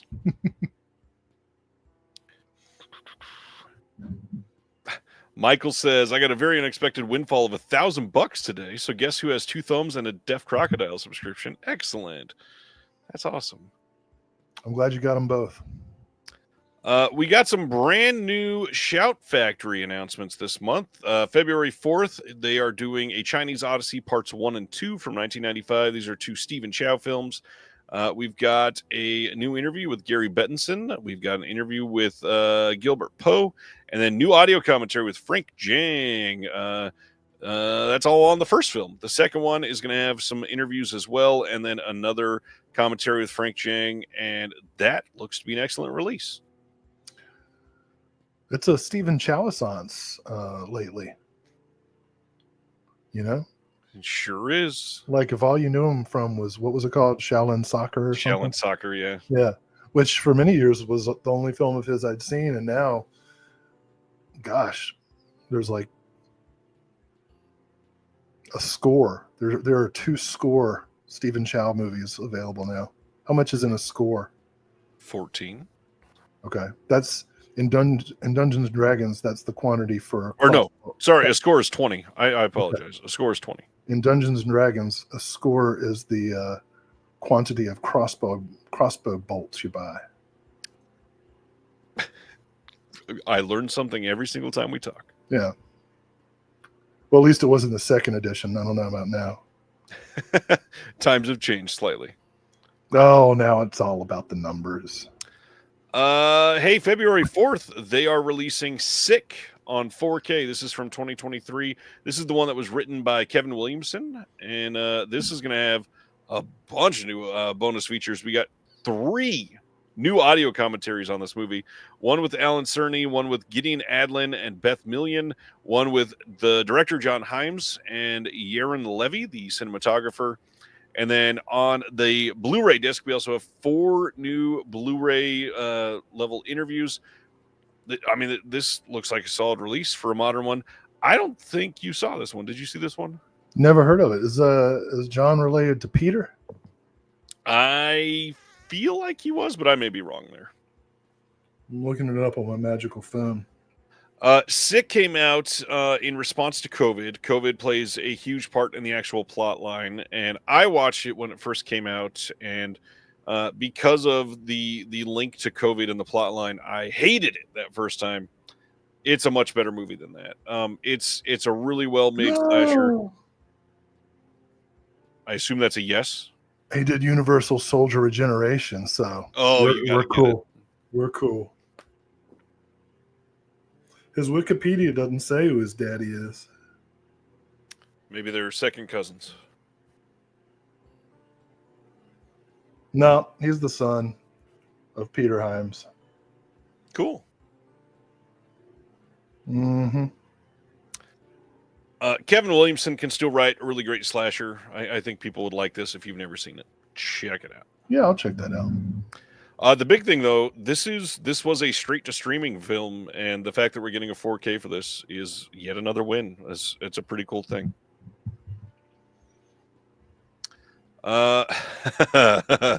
Speaking of pandemics. Yeah, Ghost of Mars, the John Carpenter film, gets a 4K release on February 11th from Scream Factory, and you can get 2 slipcovers with this, and the only thing new that was not on previous releases is an interview with the film music historian Daniel Schweiger. But hey, Will, how do you feel about this art on this bonus slipcover? Well, it looks like someone's child is very, very determined. Yes. To draw. Are you going to say that that's artificial intelligence? It kind of looks like it to me. I'm not going to claim that it is for sure, but it looks well. Like there's no point. It's here. It's true. You know. Craig wants to shout out, when you're buying something from Deaf Crocodile or others, put your apartment and unit number in the same line as your street address, not on address line 2, because it doesn't carry over sometimes. Ghosts of Mars. For all of the John Carpenter completists that want. Starring Ice Cube with the new hit single Mars's Most Wanted. Yeah. I didn't hate it. I mean, it's not a terrible. It's basically Assault on Precinct 13 in space. Yeah, I mean, it's definitely not as good as Assault on Precinct 13, but right. I think it gets some undue hatred. It's cool. It's fun. It's got some neat little beats in it. Yep. Like how you have to take ecstasy to like Yeah, I'll do the upgrade. Speaking of upgrades, February 11th, they're also doing a 4K of Galaxy of Terror. This will have Dolby Vision presented in 4K. And how many new bonus features? A total of 0. I love the way that they advertise it by saying, Bill Paxton did the set decoration. Production design by James Cameron. But that is kind of cool, you know. Look, man, this movie's a lot of fun. You got Zalman King, you got Ray Walston, you got Sid Haig, Eddie Albert, like Aaron Moran. Robert Englund. Yeah, this has got a great cast, and it's fun, and it's stupid, and and it's like 83 minutes. So, and it's Corman produced. I know a lot of people are wanting everything Corman. So I'll tell you what I'm excited about though. Next. Oh, next. Yes, that one. Okay, we'll come back to it. Right. February 18th, Shout is doing the first Slam Dunk on 4K. This is one that they just did on Blu-ray fairly recently. It's supposedly a great movie. I need to see it, but yeah, let's get to Humanoids from the Deep. This one's coming on 4K on February 18th, and this one does have something new. We got a new audio commentary by Russell Dyball, and that's it. And then a bunch of archival features on this. Tell us about Humanoids from the Deep, Will. Oh, it's just a lot of fun. You know, it's sea monsters and boobies and blood and good special effects. I know the director, Barbara Peters, wasn't happy with some of the boobies that Corman made her put in there, but the movie itself really works. I mean, it's just fun. I agree. And yet another Corman produced. I like Vic Morrow. Rest in peace. I just saw a movie with his daughter, Jennifer Jason Leigh, in it. Good. Yeah, it was okay. Speaking of double dipping, Toho releasing another version of Godzilla -1. This one coming in January, and this one will have English subtitles on pretty much everything that it's coming with, including a bonus commentary. The commentary that's coming on this is going to be including the visual effects team. It's a Japanese watch-along commentary, and it's kind of egregious that they've released this now, 5 times in a span of like 3 months, and they're all selling very well. Godzilla -1 times 5. Yeah, this is kind of crazy. It'll be 5zilla. 5zilla. Or it'll be Godzilla -1, but the Z is a 5. Too Fast, Too Godzilla. I'm Doug McClure. You may know me from such movies as Humanoids from the Deep. Hell yeah.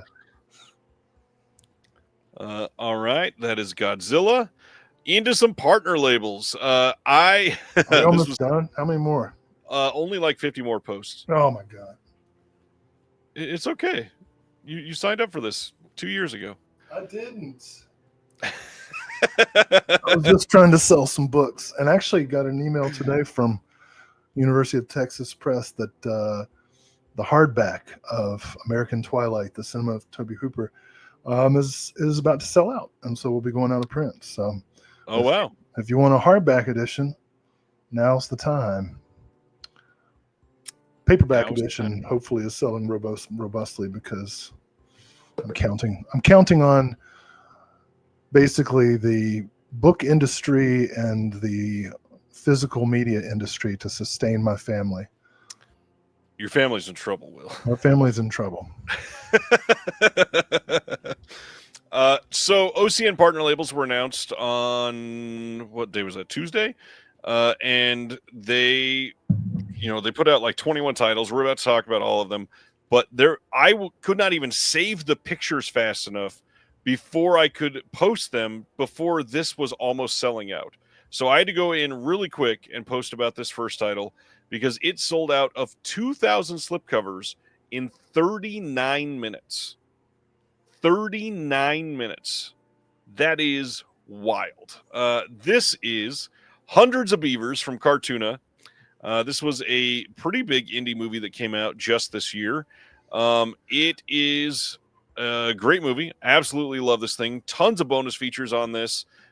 You can get, I believe they've restocked standard editions of it pretty much immediately. Great movie. Glad I'm going to be able to have this. If you've never seen it, and I know Will hasn't, this is like live action Looney Tunes, and it's really well made. It is hilarious. No jokes about Hundreds of Beavers from you? Should I just carry on? Well, I mean, everybody keeps asking me if I've seen Hundreds of Beavers. I think I already made that joke. Yeah. Probably. Yeah, you asked me last time if I'd seen Hundreds of Beavers, and I said in my life.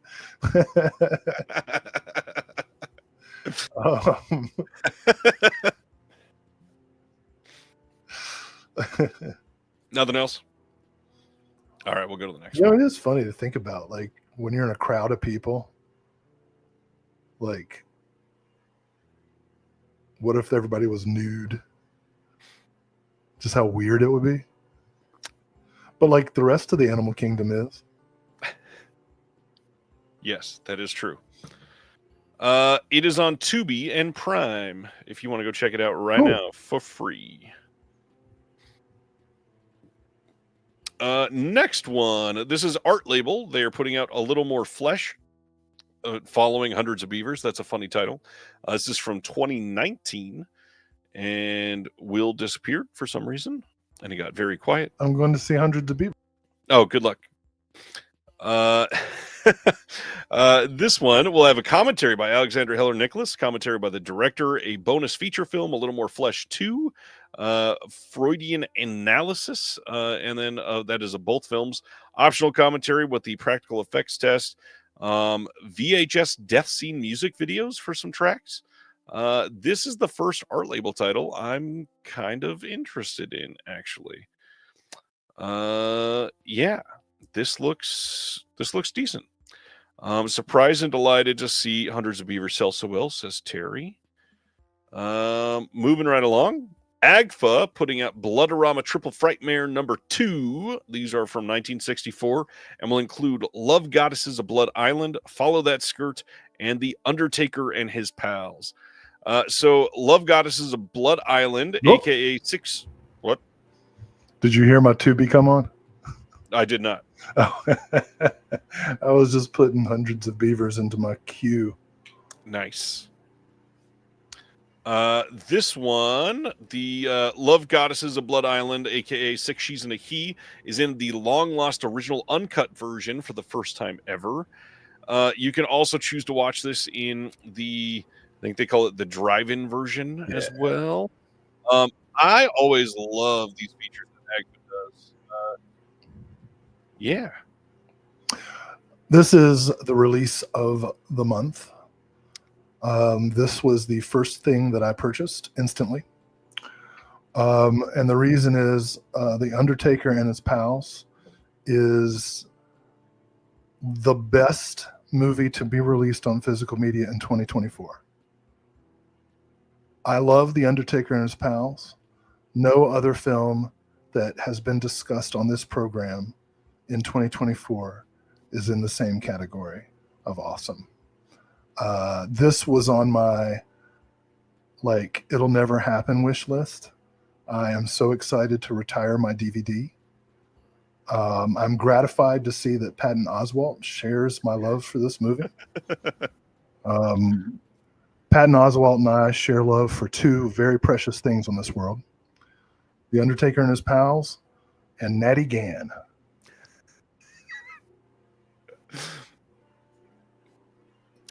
Was a lot of superlatives. I'm excited about the other two films, but The Undertaker and His Pals, they could have priced that cinematograph style, and I would have been like, 2 copies, bro.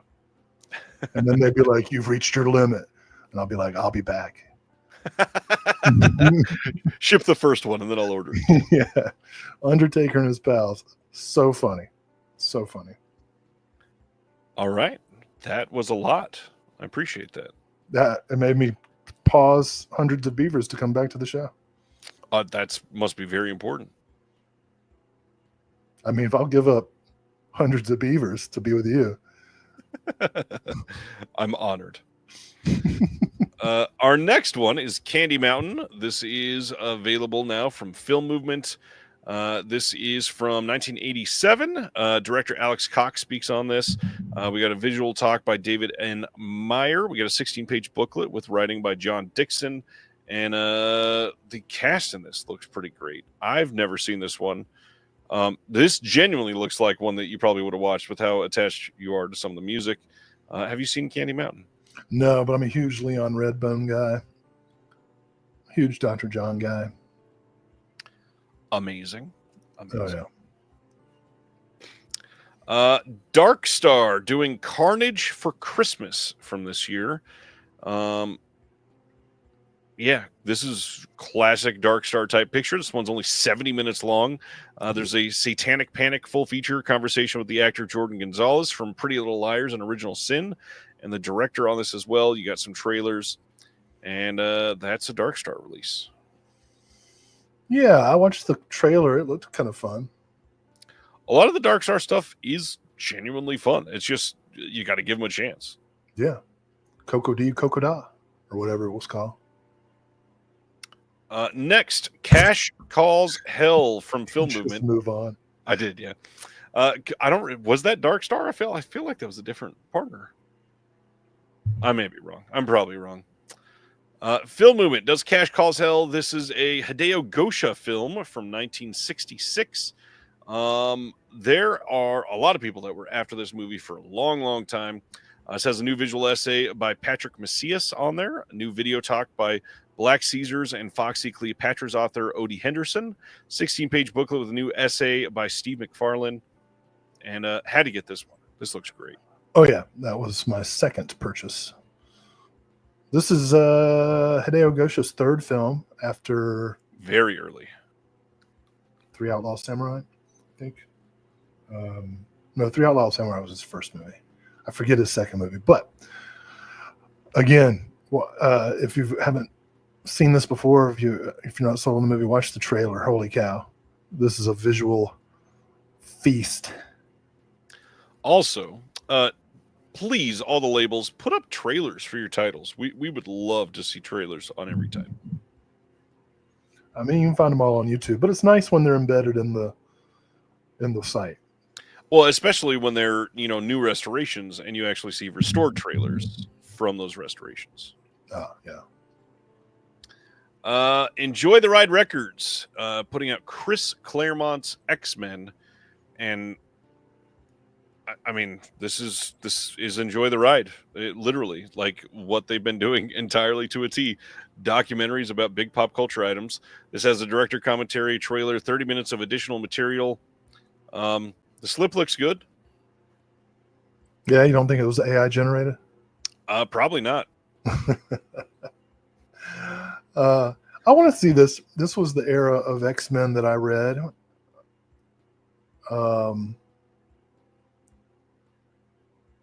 Going into the transition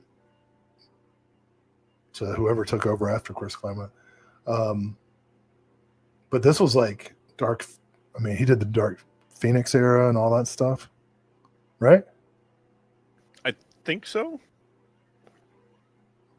Because he proved himself during this time, and then they let him have it later. Yeah. So, yeah, definitely worth a watch. Simner says Jim Lee. I'm out of my depth if I talk about comics. Craig's not. Craig's a genius on it. Craig's the man. Oh man. Well, we share a love of Daredevil, but his knowledge is far superior to mine. But X-Men also. Was it? I feel like. All right, I'm gonna look it up. You should just move on. Okay, fine, I will. Craig says Claremont was still writing when Jim Lee began the artwork. Okay. No, yeah, 75 to 91. That had to be Dark Phoenix. And also when they went to Australia and Wolverine got crucified and Jubilee saved him, and then Jubilee went to the mall shopping with Storm and Dazzler and Rogue. All right. And they had that Aboriginal guy with the bullroarer that teleported him around the world. And Cyclops was gone and Havoc was in charge. His brother, who was a dick but not as much of one. All right. Okay, good. And it was when Storm had the short haircut.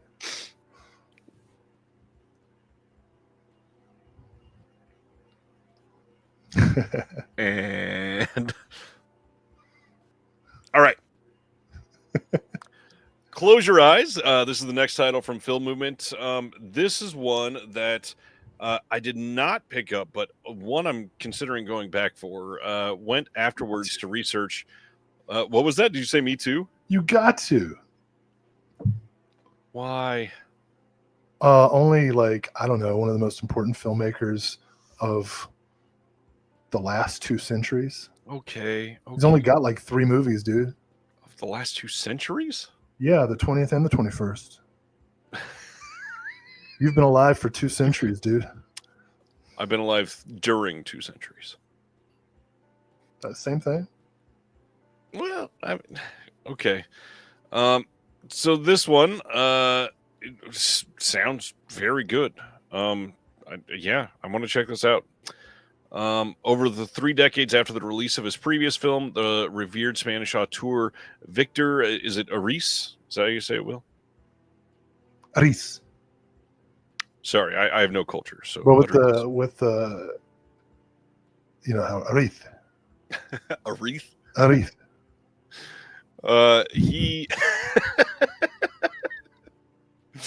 a reflective culmination of Aris's career in film. Aris.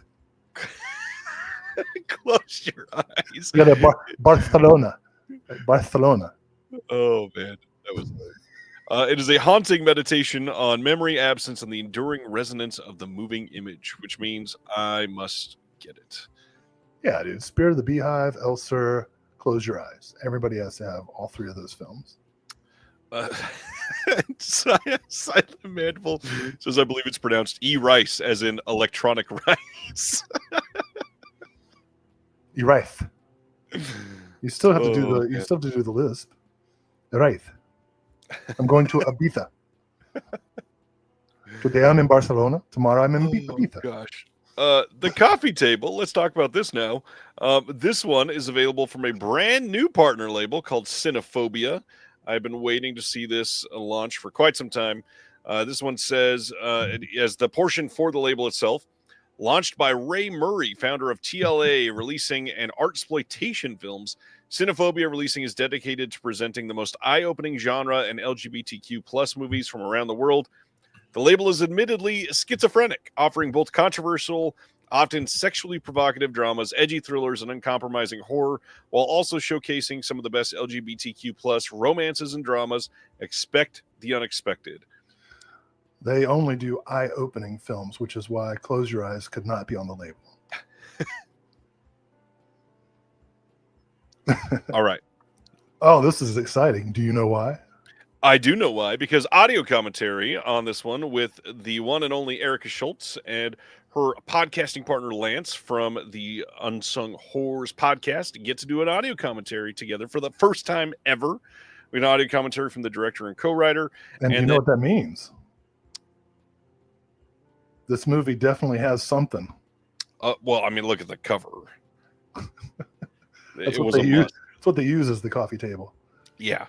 On top of all that, shout out to my friend Sam Cohen, who is in the booklet as well. So cool. With all kinds of people I know contributing to this one, I had to get this one. Definitely. This was a must. Mm-hmm.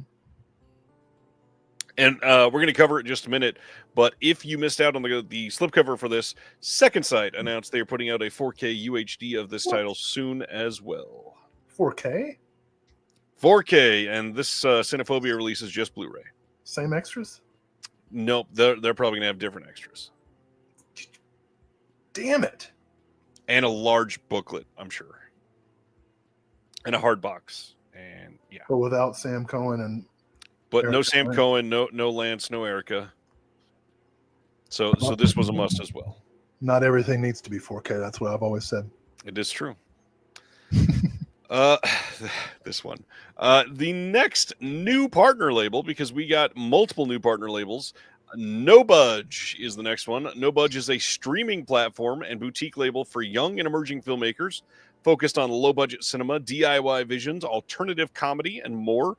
We spotlight indie filmmakers working with limited resources and without major film industry connections. A leading curatorial voice since 2011, we have been featured by the New York Times, the New Yorker, the Guardian, Esquire, the Paris Review, and IndieWire.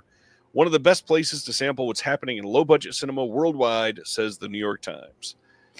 This one says, when Jim and Dave meet at a cabin upstate in an attempt to bond with their 13-year-old son, Branson, tensions mount as differing parenting techniques come to the fore, along with trivial disagreements about everything from air mattresses to cigars to grilling hot dogs.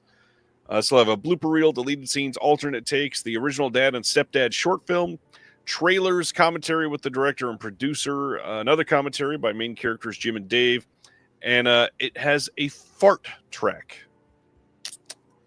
Yes, a fart track.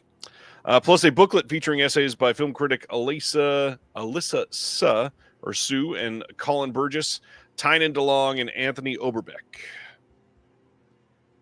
I watched the trailer to this one, and I'm not sure. I'm not Matthew Hennig with the joke of the night. Yeah, I'm not.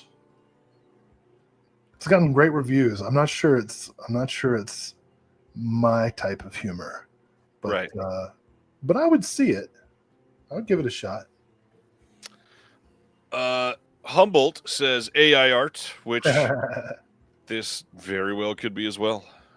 No, in the trailer, those guys look like that. That's just smudgy. Yeah, they're pretty smudgy guys. The label should have been called, well, I guess no smudge wouldn't have made sense. Like, what comes after beta? Gamma? That's the third. They're gamma. They're gamma males. If you want to see Shaft, you better go ask your Gamma. Let's go to the next one. This one is from VHS Hitfest and is called Death Laughs Among Us, the complete works of John Schnall. I bet you lost your mind over this, didn't you? You know I did. 1982 to 2007, and I had to get this one. It says, to label the work of award-winning animation filmmaker John Schnall as simply darkly comic cartoons is frankly to miss the point. In their wide diversity of styles, techniques, and subjects, Schnall's films drag us to the edge of the abyss and dangle us there, then dance us back laughing. Career spanning over 40 years, John has managed to make some of the most unique, hilarious, and weird films you'll likely ever see. Despite having worked for MTV, Comedy Central, Nickelodeon, Disney, and countless other companies, Schnall's work was criminally underseen and underrated until now. This will have an audio commentary by John Schnall, new feature-length doc, 80 minutes of additional movies, radio shows, Easter eggs, music videos, and of course, this is the bundle of the month. You can also buy a shirt that says, buy my film with this. And God, am I stoked to get this. I love it. You get a 63-minute feature collection of shorts, and then 80 more minutes of shorts. That's more than 100 minutes of animation. Oh man, that is good math. Yeah, you're right. Yep. Let's see. Reservoir says, how many partner labels does VS have now, including non-active ones like Pulse or Gunpowder, not counting ones they used to have? It's up to like 29 or something like that, maybe 30, which is crazy pants numbers. It's like the NBA. Yeah. Make them all play in a bubble to see which films are good. Well, not the Lakers this year. Just lost by 40 to Tyler Hero. So many Bronny James jokes you can make. He's not even on the team. Of course. No. Well, leave Bronny alone. That's not his fault. Poor guy almost died. Anyways, Saturn's Core releasing Dogs in Quicksand from 1999. This one looks pretty great. This is the Betacam shot feature debut from Champaign, Illinois-based actor, filmmaker, and theater vet Mike Tripietti. This one is going to have a commentary with the writer and director, and then the DP, Bill Yauch. New 2024 retrospective doc, outtakes, filmed live performance. And then there is some short films and a 28-page booklet with writing by Jason Pankoch and Heather Drain. You know, I watched the trailer to this, and it looked really good. And you know, I've joked before about how like it seems like all SOV movies are horror films, but this is different. This is a more of a dramatic thriller. Looked pretty dang good. Yeah, I'm gonna check this one out for sure. Next up, Memory is releasing Hippo from 2023. Story of the coming of age of two step siblings, Hippo and video game addicted teenager and Buttercup, a Hungarian Catholic immigrant with a love of classical music and Jesus. This will have a short film called Andronicus and a behind the scenes featurette. And one of the many Vinegar Syndrome controversies from the last week was people complaining about this because the slip on the back is just black. AI again. You know, the first half of the description of that movie sounded like Melusine, and then the second half didn't.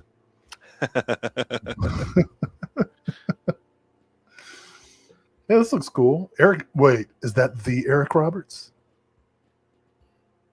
Wait, it is. It's from 2023, so that's a big possibility. I'm gonna check that out. All right, moving to the next one. This slipcover. Shudder finally releasing Kuso from 2017 on Blu-ray. This is by Flying Lotus, which you may know as another musician. And this movie is wild. Did you watch Kuso, Will? I watched the trailer and then I put it in my Shudder queue, but I don't know. This movie is freaking insane. I'll check it out. It definitely looks like I wish it was shorter. Yeah, I could see that. But, you know, I'm down with the Durs.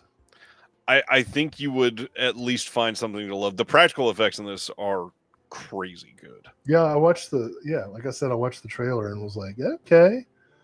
What is this? This one, what's going on, Pulp? This is going to include a commentary by Simon Abrams. It's got a brand new video interview with Flying Lotus, some behind the scenes, 8mm animated short, all that fun stuff. But then also a booklet with a new essay by friend of the show, Michelle Kisner. Oh, cool. And yeah, looks good. Quite the ecosystem you've tapped into, my friend. I'm trying. The next one, Utopia, putting out The Line from 2023. Or I guess I should say Freakosystem. This one has an incredible cast. This looks really good, actually. We've got Alex Wolff from Hereditary in this, Bo Mitchell, Halle Bailey, Austin Abrams, Lewis Pullman, Angus Cloud, John Malkovich, Denise Richards, Scoot McNairy, Sherry O'Terry. Yeah, please. Audio commentary with the director, some deleted scenes and a trailer. This looks good. When I think of films that seriously delve into the psychological and physical violence associated with toxic masculinity, I think to myself, you know who we need in this movie? Sherry O'Terry.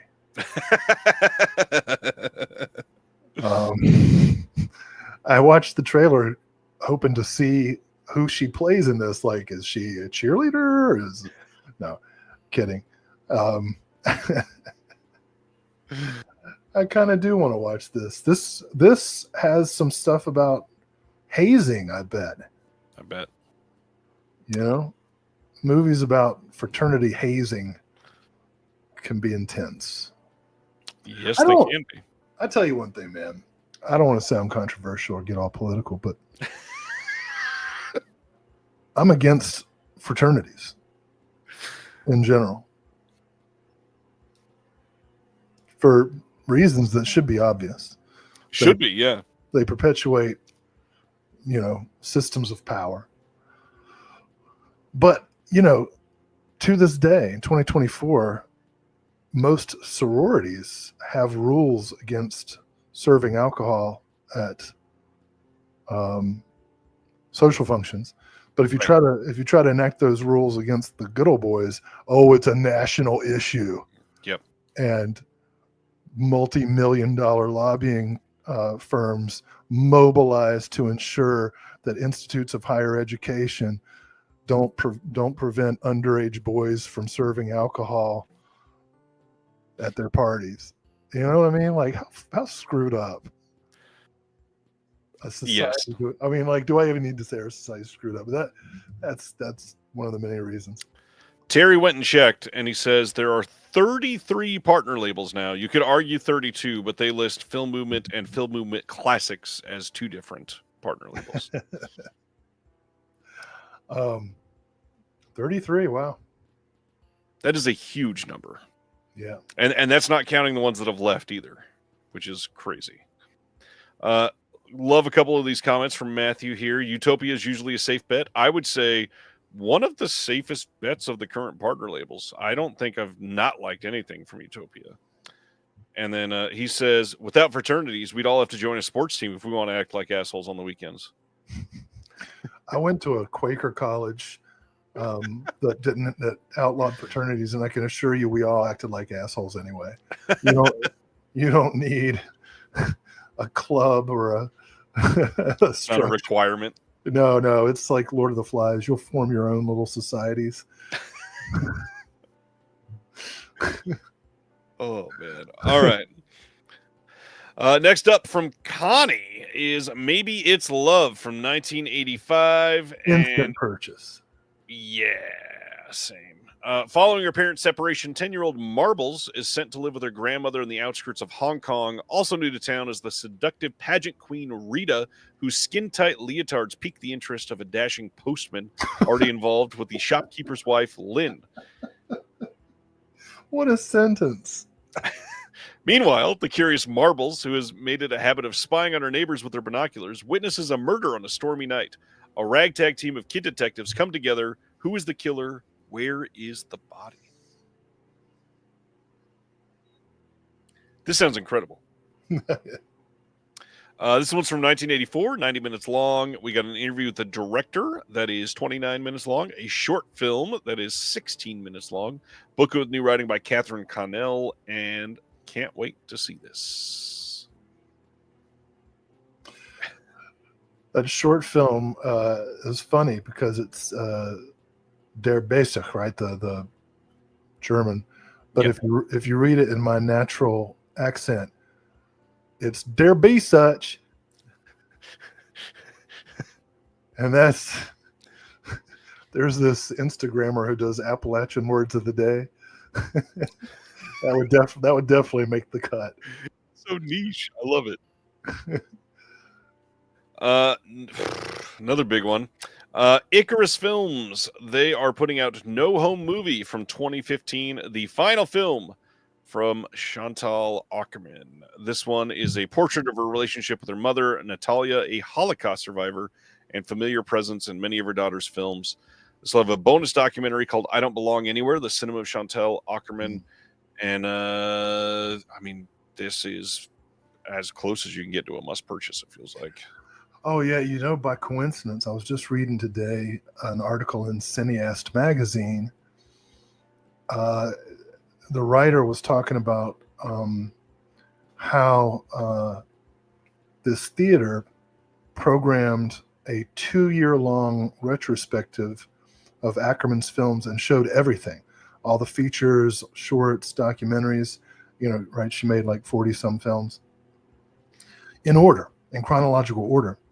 And Chantal Ackerman would come to do Q&A for the films fairly regularly. And just a couple of weeks before No Home Movie was supposed to be shown, in which Ackerman was supposed to appear to present it, she killed herself. Oh, jeez. And they went ahead with the screening, and the writer described just the outpouring of emotion, such that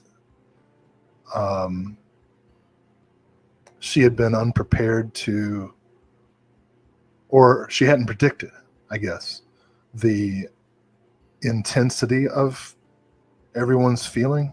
Yep. After having seen so many of these films, and the audience is getting bigger and bigger as the retrospective went on, and then right at the end for this to happen was so profoundly sad.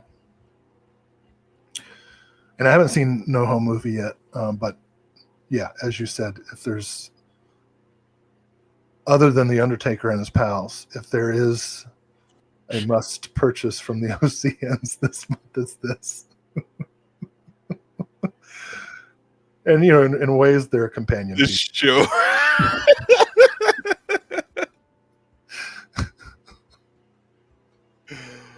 Oh man, I love that we're literally discussing like 110 films tonight, and that's how you sell those two.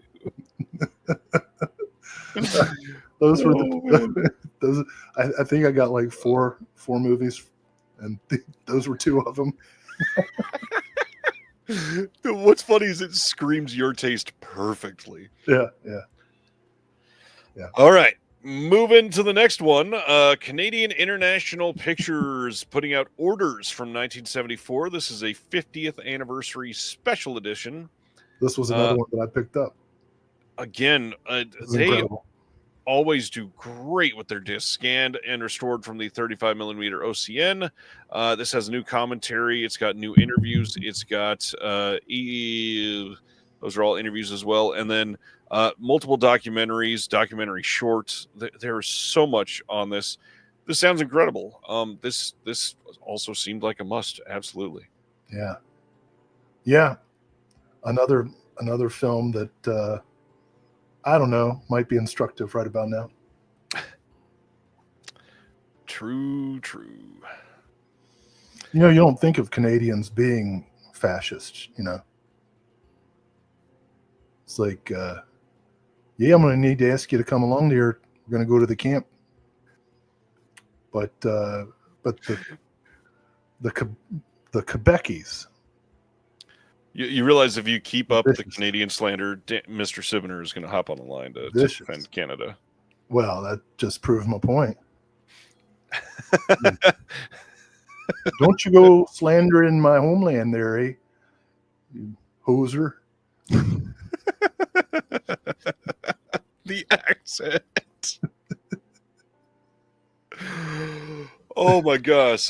Yeah, Silent Mandible, glad you saw that. The No Home Movie is not in the Criterion set. The Canadian fascist accent. I don't know that is going to be topped. That was pretty great. You said you got this one? Yeah. Oh, Jesus Christ. The good people of Canada will not stand for this, Will. I warned you. He was so quick. I told you. Hey there, Usama. Those people are saints. They are making our maple syrup, and their post office is on strike. Okay? That's true. Very timely announcement for everybody, by the way. If you collect physical media and it's going to Canada, sorry. Sorry. Watch it, Ryan. Watch it. I'll get the other Ryan, Mr. Gosling, in here. Well, thanks to the Mountie for showing up. We'll get Reynolds. We'll get Deadpool on your ass. All right. Under a couch. He's under a couch. Oh, that was under a couch. All right. The next one, Shudder, putting out The Sacrifice Game from 2020. Speaking of Christmas movies. Have you seen this one? No, I watched the trailer. It's a Christmas movie. It looks so good. Apparently starring young Jack Black. I love that it's from last year and it stars a young Jack It's like, dude, I'm gonna have to sacrifice you. Dude, get on the altar, dude. Oh man. Oh, that was really good. We got a comment. Damn it. Commentary from the director, the co-writer, Jen Wexler, a bunch of other people on this as well, including Heather Buckley, behind the scenes stills gallery, Twilight of the Flesh music video. Yeah, this looked really damn good. I'm eager to see this one.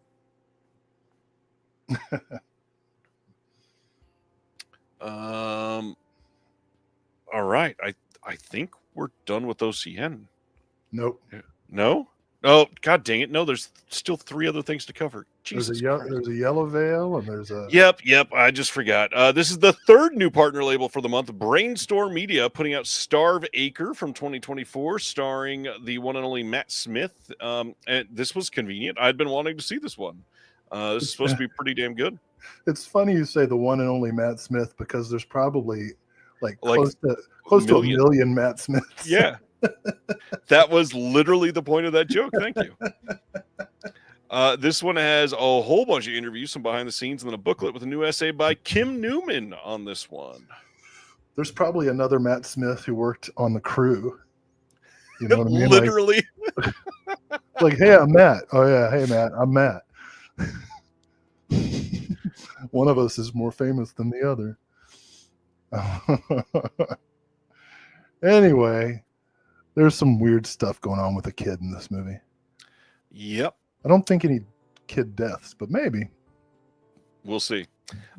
Yellow Veil, Sweet, Sweet Lonely Girl from 2016 is their next release. Another one that I'm usually pretty hot on the Yellow Veil titles. This one says, soon after moving in with her aging aunt Dora, Adele meets Beth, seductive and mysterious, who tests the limits of it. Yep. Usually hot on the Sweet, Sweet Lonely Girl. No, on Yellow Veil, not Sweet, Sweet Lonely Girls. Jesus. Just wanted to clarify. Anyways, and mysterious, who test the limits of Adele's moral ground and sends her spiraling down a psychologically unstable and phantasmagoric path. Yeah, that's my game too. Sounds great. We got multiple commentaries. We've got alternate opening and ending. We've got some interviews and a trailer with an essay by Sam Deegan. Nice. Good looking release. We are bookending tonight with... Damn it. Couldn't even keep my mouth straight for the joke. We are bookending with beavers tonight. We started with hundreds of beavers, still going with hundreds of beavers. This time, if you go to their website, you can buy one of 750 wood book slipcovers that they put out for this. And I believe these are still in stock at the moment. You still get the same disc and everything. It's just in a wood slipcover. I'm not even... I'll let Sidner make the joke. Okay. Well, my question to you is, did you first off, did you look this up? Did you see how much this is? No, I was unaware of the wood book. This release, which is the same release as the OCN, just in a wood slipcover, is $75. Do you get lobby cards? No lobby cards with this release. Or maybe a wad of matted leaves? No leaves, none at all. Well, I can't really tell if 75 is like overpriced or just right. $50 for the wood sleeve.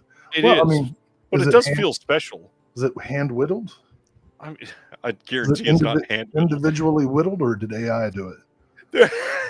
There are 750 slipcovers, and there's some old man on the corner. They're 3D whittled. Jesus. I mean, it's probably laser printed, let's be honest, but I still think it's a really neat idea, and I'm glad they leaned into it. They just got the entire staff of Vinegar Syndrome whittling. Yes. It's like, 5% other duties as needed. That's in every job description. 5% other duties as needed. Oh my goodness. I love that they leaned into it too. They said only 750 of these wooden slipcovers will ever be made. We have to cash in after all. They're just completely blatant about it. Fun idea. Glad they did this. This is pretty cool. Yeah. We Are Still Not Done, Willie. Willie? Yeah, it's trying something out. How do you feel? Slick, I guess. It makes me feel Slick Willie. The first title from Radiance is here. Speaking of slick. March 24th in the UK, March 25th in North America. We're getting a Blu-ray of The Eel from 1997. This is by Shohei Imamura. We've got interview with Tony Raines on here, interview with the screenwriter Daisuke Tengen, a visual essay by Tom Mess on the year 1997 as a turning point in Japanese cinema.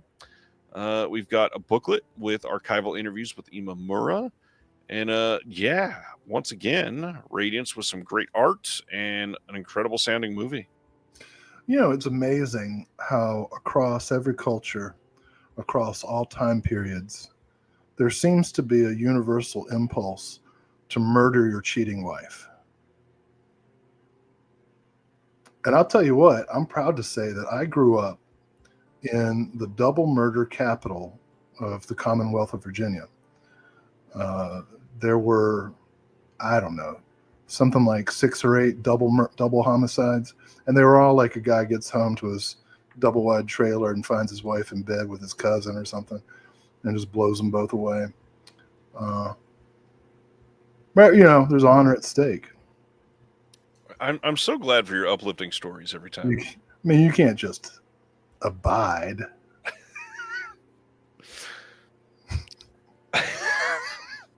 All right. How do you transition away from that? That is The Eel. Something happened and Instagram. Speaking of paragons of masculinity, Instagram deleted one of my Radiance posts, so we're going to finish up Instagram in a little bit finish up Radiance in a little bit. The next one is a Raro video title, March 24th in the UK. This is the Fernando De Leo title, Rulers of the City. This has a 2020 4K restoration, some archival featurettes, new interview with Mike Malloy, and then a limited edition booklet with new writing by Francesco Massachesi. Jack Palance, unfortunately, was not CGI recreated for The Flash. I would have liked to have seen that. But hell yeah, Fernando De Leo, Jack Palance, are you kidding me? You don't even need to describe the movie. I am in. I'm not pro murder. I'm just describing things that happen. Speaking of paragons of masculinity, Rainer Werner Fassbender. Yeah. On March 24th in the UK, Radiance is releasing Volume 4 of their Dirty Art House zine. This one is going to be dedicated to the less discussed side of serious cinema, and it will be covering sex, and it will include a lot of stuff like Nora and Sean Baker in the realm of senses, and Fassbender's Querelle and the Violence of Love. Yeah, Pasolini, Visitor Q. Okay, all right. New writing by Kat Ellinger, Joseph Dwyer, Martin Conterio, Alexander Heller-Nicholas, Lindsay Halan, and more to be confirmed. Neither of us. No, of course not. Just to confirm. Absolutely. Like I said earlier, Second Sight will be releasing The Coffee Table on 4K and Blu-ray in early 2025. Oh, I didn't know Ron Jeremy was in that. He is the one that had sex on the coffee table. Oh, that is Ron Jeremy. No. It sure looks like Ron Jeremy. It does, but it is not. Are you sure? I am not. Not Don Raramy? John Raramy? That sure as hell looks like Ron Jeremy. If that guy is not Ron Jeremy, it probably takes him a while to get places. You know what I mean? Because people are constantly coming up to him saying, "Are you Ron Jeremy?" Pulp wants to know, is it any good, The Coffee Table? I've not seen it yet. Will's not seen it yet. But we both ordered it. I've known this was coming. I've been wanting to see it. From what I hear, it's a brutal movie. It's one of the extra violent films. Lots of dead kids, supposedly. Dead babies, specifically. And supposedly not one that you'll rewatch because it's a hard watch. It's a Serbian piece of furniture. was pretty good. That was pretty good. Going to our next one, December 9th in the UK, there's a Blu-ray coming out from Picture House Entertainment of Only the River Flows. As far as I can tell, so far at least, this is the only physical media release of this movie that has been coming out. I know some people have been wanting to see this. Again, some Asian films the last handful of years have just been incredible, and some of the smaller companies have been getting rights for them really easily. So eager to check this out. I don't know about the tagline. Why not, Will? Let's hear it. The tagline is "Some mysteries run deep." Yes. Well, if it doesn't run deep, it's probably not going to be much of a mystery. This is true. It's more of a like momentary quandary. Like, who took the butter knife? That's the first mystery that comes to mind. Oh, it was you. You know, like some mysteries run. I mean, if it's a mystery worth calling a mystery, it probably runs deep. Yeah. If it doesn't run deep, it's like, you know. To be fair, though, as far as taglines go, the vast majority of mysteries run deep would be much worse. Well, I'm just saying this mystery runs really deep. Might have been. It's so much worse for some reason. This is the deepest mystery you've ever fucking heard of. You'll never guess this one. Oh, it was the husband. Okay. So this one is from 2023 and says, dedicated police detective Ma Jie is assigned the case of a series of horrific murders in a rural Chinese town. As the investigation progresses, pressure from his superiors to find the suspected serial killer mounts, leading to a hasty arrest. But while his colleagues rush to celebrate, several clues push Ma Jie deeper into a desperate investigation of his own, leading him into a dark world where mystery hangs over his every lead. I definitely want to see this one. Well, is it deep or does it hang over you? Well, you have to get deep first. I don't know. I feel like I should not have said that. that sounds more like it looms. Like some mysteries loom menacingly.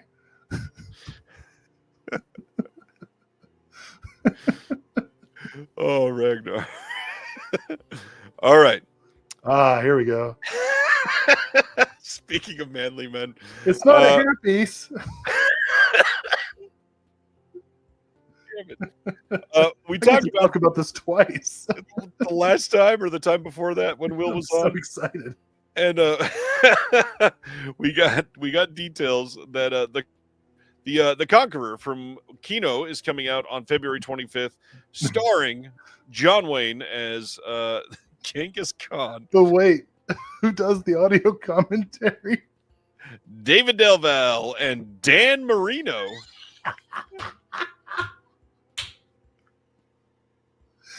Oh, it's a different Dan Marino. Damn. But wouldn't it have been awesome though if it was that Dan Marino? It really would have been. It probably would have been an awful audio commentary. The one and only Matt Smith. There's been some great lines tonight. I didn't welcome Ron Jeremy. I just said the dude looked like Ron Jeremy. He's been he did some bad stuff. To sum it up, he did some bad stuff. Different Dan Marino. How would you like it if your name was Dan Marino? And people were like, "Oh my God, you're Dan Marino," and you're like, "Yeah, but I haven't done anything." I like it better than the guy you just said his name was John Raremy. Who? Ron Jeremy. Never mind. Oh. Anyways, we got some announcements from Visual Vengeance. They're putting out Furious from 1984. This is a new SD master from the original tape elements put onto a Blu-ray. And as usual, tons of extras on their release and some physical goodies that come with it as well. Some archival commentaries, new commentary with Justin DeClue. We've got a handful of interviews, a visual essay by Justin as well, Wait. a couple of them actually. It is that Dan Marino. What the shit? He's a film guy now. The Dolphin is a film guy now. That's what it says.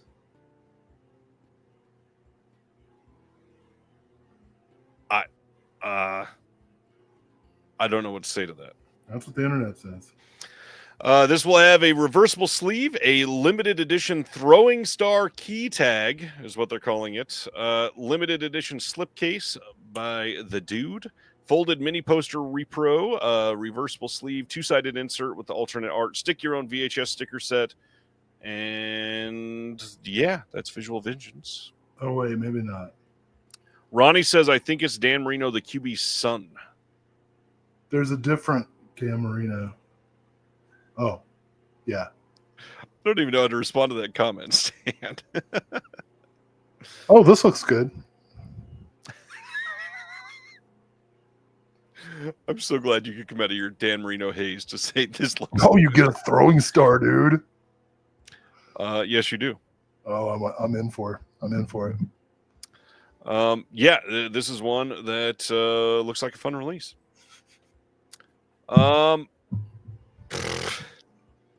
The other one from Visual Vengeance, by the way, both of these are coming out in February. This one is Dinosaur Valley Girls from 1996. This is going to be region free, remastered from the SD Master from original tape elements. New commentary with Don Glute and C. Courtney Joyner. Archival commentary from both of those men as well. We got an interview with Don Glute. We've got making of, all that other stuff. And then looking down, we've got a slipcase on this by Rick Melton. Limited edition Dinosaur Valley Girls logo sticker, reversible sleeve, mini poster, stick your own VHS sticker set. And that is Visual Vengeance. Oh my God, like gag me with a stegosaur. You waited that entire time for that. No. Oh, that's amazing. Huh. Pulp says, in Denmark, it's illegal to give your son the same name as you. Is that T-Rex tossing her salad? Is that a country where? Huh. Don Glute is really his name. Yes, Reservoir. Yeah. I mean, it could be pronounced glut, but I don't think so.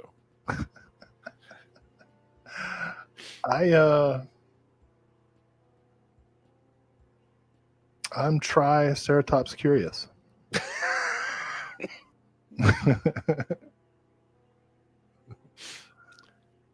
I guess this is what they mean by Tyrannosaurus sex.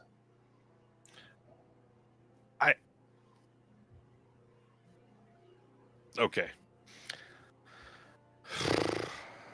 I don't even know what to say to that. Yeah. Tyrannosaurus sex. All right, let's keep going. Constantine gets a 4K steelbook on February 18th from Warner Brothers. Of trisexuality. You can pre-order this now on Groove, and a lot of people complaining about that steelbook art as well. Ah, it's elegant. Spare.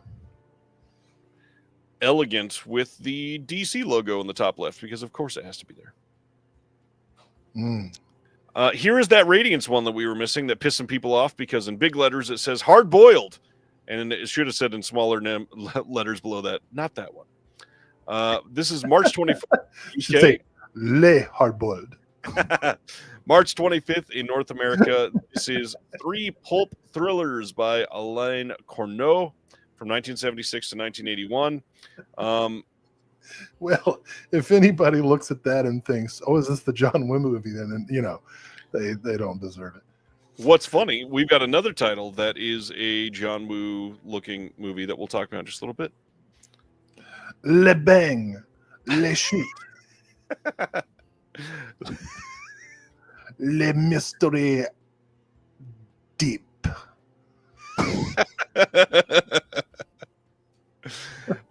This one is going to have a commentary by Mike White on Police Python 357, some interviews, some visual essays, and of course a limited edition 80-page book with new writing.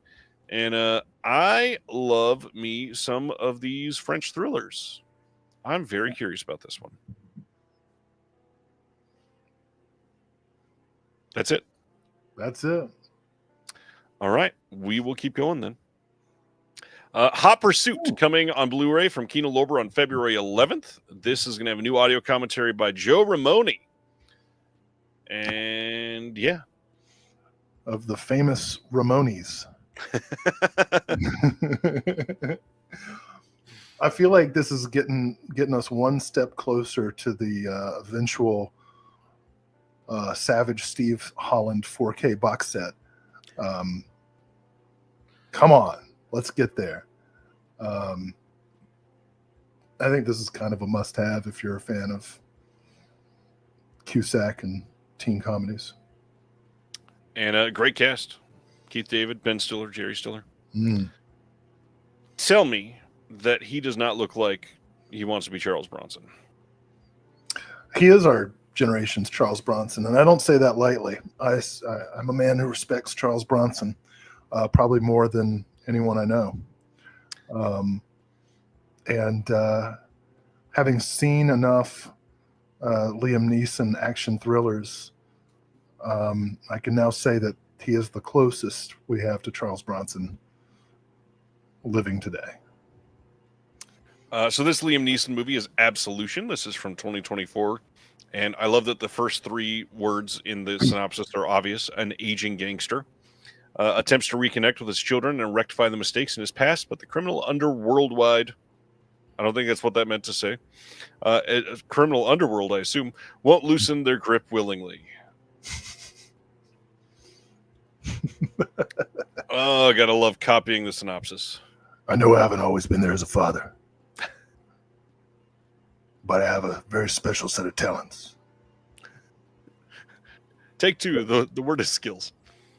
Whatever. Skills. That was me giving a note to Neeson as he. And then he like pulls a quarter out of your ear. You can keep that. That's for you. With the voice. Da, da, da, da, da, da,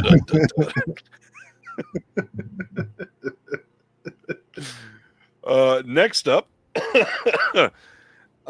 this one's Elevation from this year, and this includes Anthony Mackie, and says set in the post-apocalyptic Rocky Mountains, a single father and two women venture from the safety of their homes to face monstrous creatures to save the life of a young boy. That looks great. You got single father and two women. You got snow. You got monsters. You got a throuple. And you got Captain America. Well, reluctantly. No, I mean, it's probably terrible, but I would 100% watch that. Oh, and you would love it, yeah. Dinner with Leatherface is coming out on February 25th from Anchor Bay, the revitalized Anchor Bay. This is a documentary about Gunnar Hansen, the actor who portrayed Leatherface in the Texas Chainsaw Massacre, and has a bunch of people talking about him. Oh, this is definite. This is the third Toby Hooper reference on a Will Dodson night. What are the odds of that? A lot of people don't know this, but Gunnar Hansen was an amazing writer, and he was a environmental writer. In the 80s, he toured the barrier islands from the Gulf of Mexico up to Maine. And this is in the mid 80s. He wrote this book called Islands at the Edge of Time. And he described the changes, the erosion of the barrier islands, the instability of those ecosystems due to climate change. Before we even had the term climate change, we weren't even really saying global warming yet. And it's this. I highly recommend the book, Islands at the Edge of Time. You can find it used online. And he writes so beautifully about these islands and the communities of people who live there, both people who kind of built their own homes and have been there for generations, but also like the rapid real estate development of, coastal properties for bougie, wealthy, upper middle class people to kind of rent and own beach houses that inevitably fall into the sea. And reading it now, I read it for the first time in the early 2000s and then again during the pandemic while I was working on the Toby Hooper book. And it's an incredible and very prescient book. He was a true intellectual and an artist, Gunnar Hansen. And if all you know him from is Texas Chainsaw Massacre and Hollywood Chainsaw Hookers and stuff like that, you know him. He has a great sense of humor, and he's a huge, literally huge screen presence. But this man's an intellectual and an incredibly empathetic and artistic, as I said, person. So I'm very excited to see this documentary to learn more about him. He not only wrote Islands at the Edge of Time, he wrote studies of seashells, like northeast coastal environments. I mean, he was a naturalist, and you can, look at him. He looks like horror David Attenborough or Richard Attenborough, whichever one. Who's the one that does the nature document? Richard Attenborough. Yep. Yeah, he's America's Attenborough. We got there in the end. Check it out. Love Gunnar Hansen. I wish I could have met him, man. I tell you. That seems odd that you didn't for some reason. Well, he died, he died pretty young, I thought. Yeah. All right. Somehow, Will, we still have 15 things to cover. Eat it up, dude. What's this? All right. Wolf Creek, who gives a shit? December 12th, Turbine is upscaling Wolf Creek to 4K. Right. Keep in mind, this was shot on digital and getting an upgrade. And you got 4 different media book cover options to choose from. Why are you wasting the audience's time? Come on. Okay, I apologize. Completely now we're talking. Let's spend several minutes on this one. Eureka putting out as part of the Masters of Cinema line, March 31st in the UK, April 1st in North America. Maboose Lives, or Maboose at CCC 1960 to 1964. This will have The Thousand Eyes, The Return of, The Invisible, The Testament, Scotland Yard, Hunts, and The Death Ray of Dr. Maboose. Yeah. Next to The Undertaker and His Pals, No Home Movie, and Dinner with Leatherface, this is the 4th most important release of the week. I mean, Come on. Like, who has a reason not to get this other than the price? And of course, by March, there'll be a massive tariff on it. This will be a limited edition box. We'll have a hard case, limited 60-page book that you can get, new notes on everything. There's commentaries, there's new commentaries, new interviews, new introductions. There's everything you could want here. Except for Maboose to actually live. Then they're putting out The Daredevils, an Ode to Gallantry from 1979 and 1982, coming on March 24th in the UK and 25th in North America.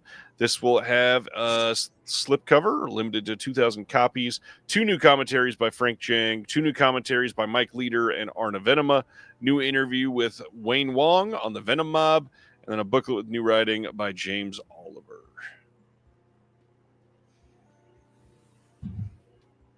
The Maboose Live set is only $50 USD, shipped from Eureka. Free shipping. That's actually not bad. So now no one has a reason. Key Ray says, you guys want to check out insane artwork for a boutique label, check out Retro Gold 63. Oh, I have. You can get those on brotherbelial.com. Kind of crazy if you go look there. It's Rick Melton on pretty much everything.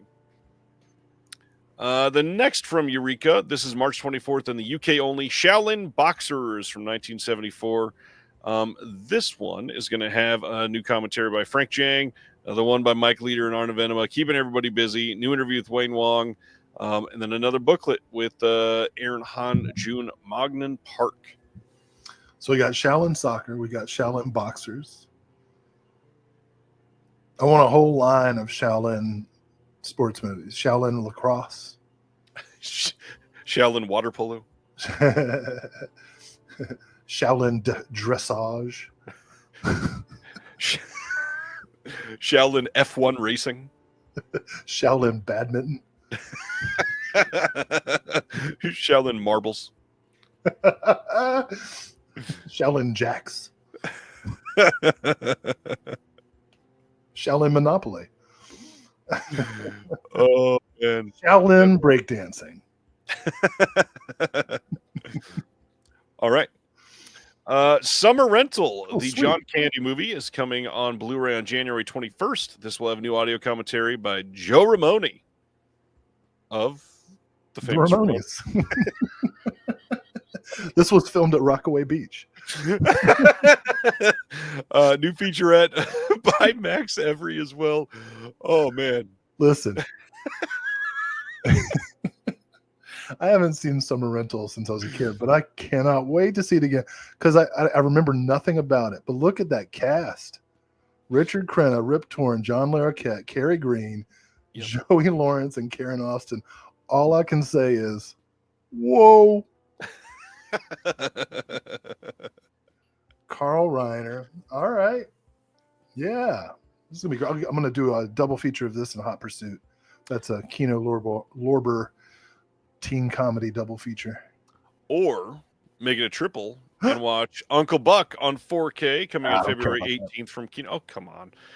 This will have a new audio commentary by Alexander Heller Nicholas and Josh Nelson. Another new commentary by Joe Ramone.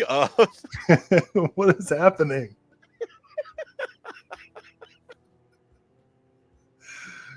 There's no room for Dee Dee? No, it's the off-brand ones. It would have to be like FF. Oh, man. FF Ramone. Hey, listen. I don't care about these oh, man. John Hughes movies, but I will say that scene in the there's that scene in the bowling alley where the cool dude is trying to flip the toothpick around in his mouth and he gets stuck. That shit was funny. Celeste is here. What's up, Celeste? There's also a new interview on this with Jean Louisa Kelly. All right. Yeah. Moving to the end of this, The Substance. We finally got some information on this. This is coming on 4K and Blu-ray on January 21st from Mubi themselves. Mubi is the production company on this. They do they do physical media themselves, so of course they're going to release it themselves. And as far as bonus features, they are putting out on the disc featurette. What does that mean? No idea. What's it about? No idea. Just the word featurette. Ridiculous. It's like they injected the disc with Botox and it just got a little bit of features. Just one featurette. Featurette. Damn ridiculous. This is also coming out from Mubi in the UK. There is oddly no date yet. It is showing like July on Amazon, but that's not going to stick. It'll likely be much, much earlier than that. But ironically, insubstantial featurette. That was pretty good. It's a remarkably thin set of supplements. It's pretty good. We also got some details on Azrael from this year, starring Samara Weaving. It's IFC is putting this out. This will come on January 21st and has quite a bit more than the last film we talked about. Filmmakers commentary with Simon Barrett, E.L. Katz, Dan Kagan, set design gallery, concept art gallery, church fight featurette, makeup special effects, behind the set clips, And I have been wanting to see this quite a bit. From what I Oh. hear, there's no dialogue. It seems like that's an ongoing, recurring, trope over the last couple of years. Wow. It's pretty hard to achieve in a devout female-led community. I'm just letting you sit on that one. Just kidding. Oh, Will. Altered Innocence releasing Endless Summer Syndrome from 2023 on February 11th. Continuing what sound like amazing films from them. Said the guy who's been talking for 3 damn hours. Jesus Christ. Yappity yap. These guys. So much of that has been you. Huh? What? That's what I said. Yeah, I know. We're to quote Meg Ryan. We're flibberty gibbets. Flibberty gibbets. That's what we are. So this one, synopsis says, a lazy late summer weekend is disrupted by a shocking allegation when Delphine gets an anonymous call from her husband's colleague about an alleged affair with one of their adopted children. Before leaping to conclusions, she decides to quietly observe her family for a shred of evidence, anything to subside her fear and erase doubt. After the truth presents itself in an unexpected, shocking manner, Delphine chooses to look past the blame for a permanent solution. This boundary-pushing debut feature by Kaveh Daneshmand paints an intimate portrait of an upper-class French family with sly black humor and sensuality aplenty. Jesus Christ, is this written by Woody Allen? This seems like it might be in the ICU, and perfect timing for Celeste to show up. The ICU. Yeah, the incest cinematic universe. What? Did you just make that up? No, it is an ongoing joke. Anyway. Well, I don't think that's that big of a deal in France. I just saw Craig's joke. That was pretty funny. What did Craig say? Craig said, because Celeste said altered innocence and then heart. And Craig said, alternate innocence is less than 3. I'd say they're at least a 6. That was so corny. I love it. No, I told you I don't watch the show. So earnest.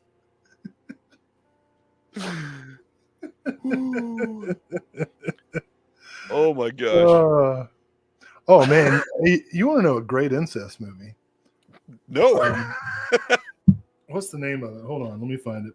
You can talk about The Killer for a second. Yeah, let's talk about the John Woo film, The Killer, coming to Blu-ray on April 14th. Don't confuse people. Oh, it is him. This is the John Woo film, The Killer, coming to Blu-ray on April 14th. He remade his own film. It's more of a reimagining. Is that Idris Elba? It is not. Nope, that's Omar Sy. Excuse me. It is, yes. This is from this year and got pretty horrific reviews. This is coming on Blu-ray on April 14th, and I guess I should say Blu-ray and DVD. In the UK, this will likely not get a physical release for a while here, at least. This is a Peacock title in the US. We'll see if it gets anything. Peacock? Yeah, Peacock. Okay, I found it. Yeah. What do you watch? Oh, wait till you hear about this freaking movie, dude. I couldn't believe it when I saw it for the first time. Okay.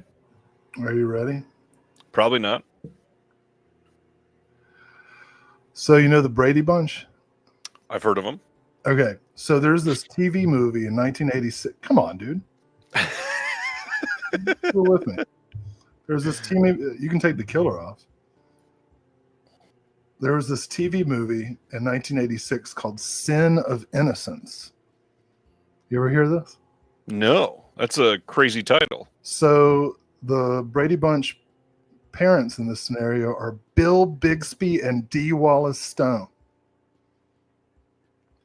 And their kids, who Brady Bunch style come together, are Megan Follows, yes, Anne of Green Gables, and Dermot Mulrooney. Now, What year is this? 1986. Now, let me ask you a question, Ryan Verrill. Imagine yourself a 16-year-old girl, and suddenly you are sharing space with Dermot Mulrooney, similarly aged.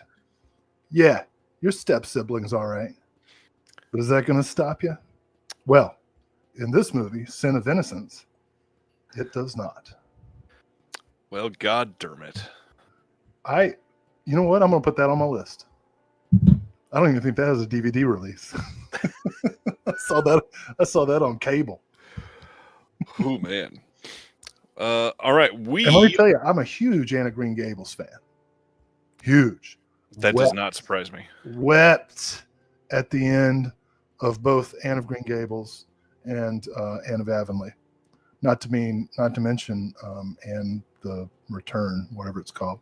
Wept at the end of all three miniseries. Wept at the death of Richard Farnsworth. Wept at the death of Colleen Dewhurst. Wept at the return to Avonlea. Was just the right age to fixate my prepubescent attention on Megan Follows, the titular Anne of Green Gables. And so when I saw Sin of Innocence, age 12, and Megan Follows is getting it on with her brother, Dermot Mulrooney, let me tell you, it agitated some very confusing feelings that I still have not unpacked 30 years later. Yeah, all right. So I just want to make that confession. Michael says, what about Anne of Hathaway? She got them cartoon eyes. She looks like Christopher Lloyd in Who Framed Roger Rabbit's her dad. Matthew, yeah, the strange thing about the Johnsons is Jesus Christ. Where did that come from? Incredible short. It's a good short film. Did I miss it? Did we talk about that? No, you're just talking about incest, and that came up regularly. I was just talking about the Sin of Innocence. All right. So speaking of innocence, the Super Mario Brothers movie. Saw this in the theater. Me too. Another 4K Steelbook. This one on March 3rd over in the UK.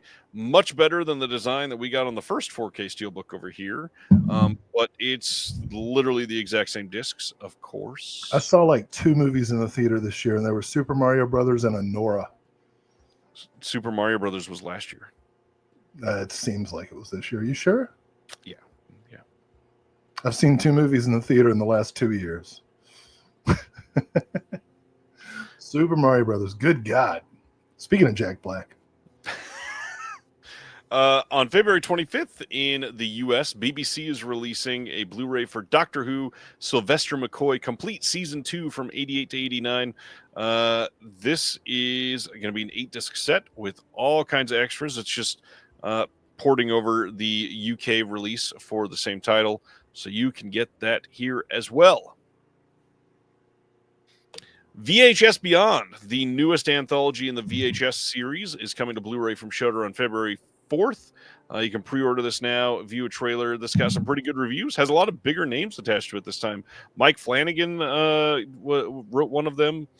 Justin Long was involved with one of them. Jay Cheel. I need to see this one. I've heard it's pretty damn good. So you get Beastmaster on VHS and VHS Beyond on Blu-ray. Yes. It's true. Crazy. We're almost done, so here we go. If you want your letter to the editor printed in the next Physical Media Advocate, please send that in to me or comment on Instagram or whatever. Send it to discconnectedmedia@gmail.com. I already got one during this show tonight, so please send it in. Stan wants to print and make funny responses. That's so funny. When that image first came up, I was like, oh, this must be the new indie film with Jesse Eisenberg.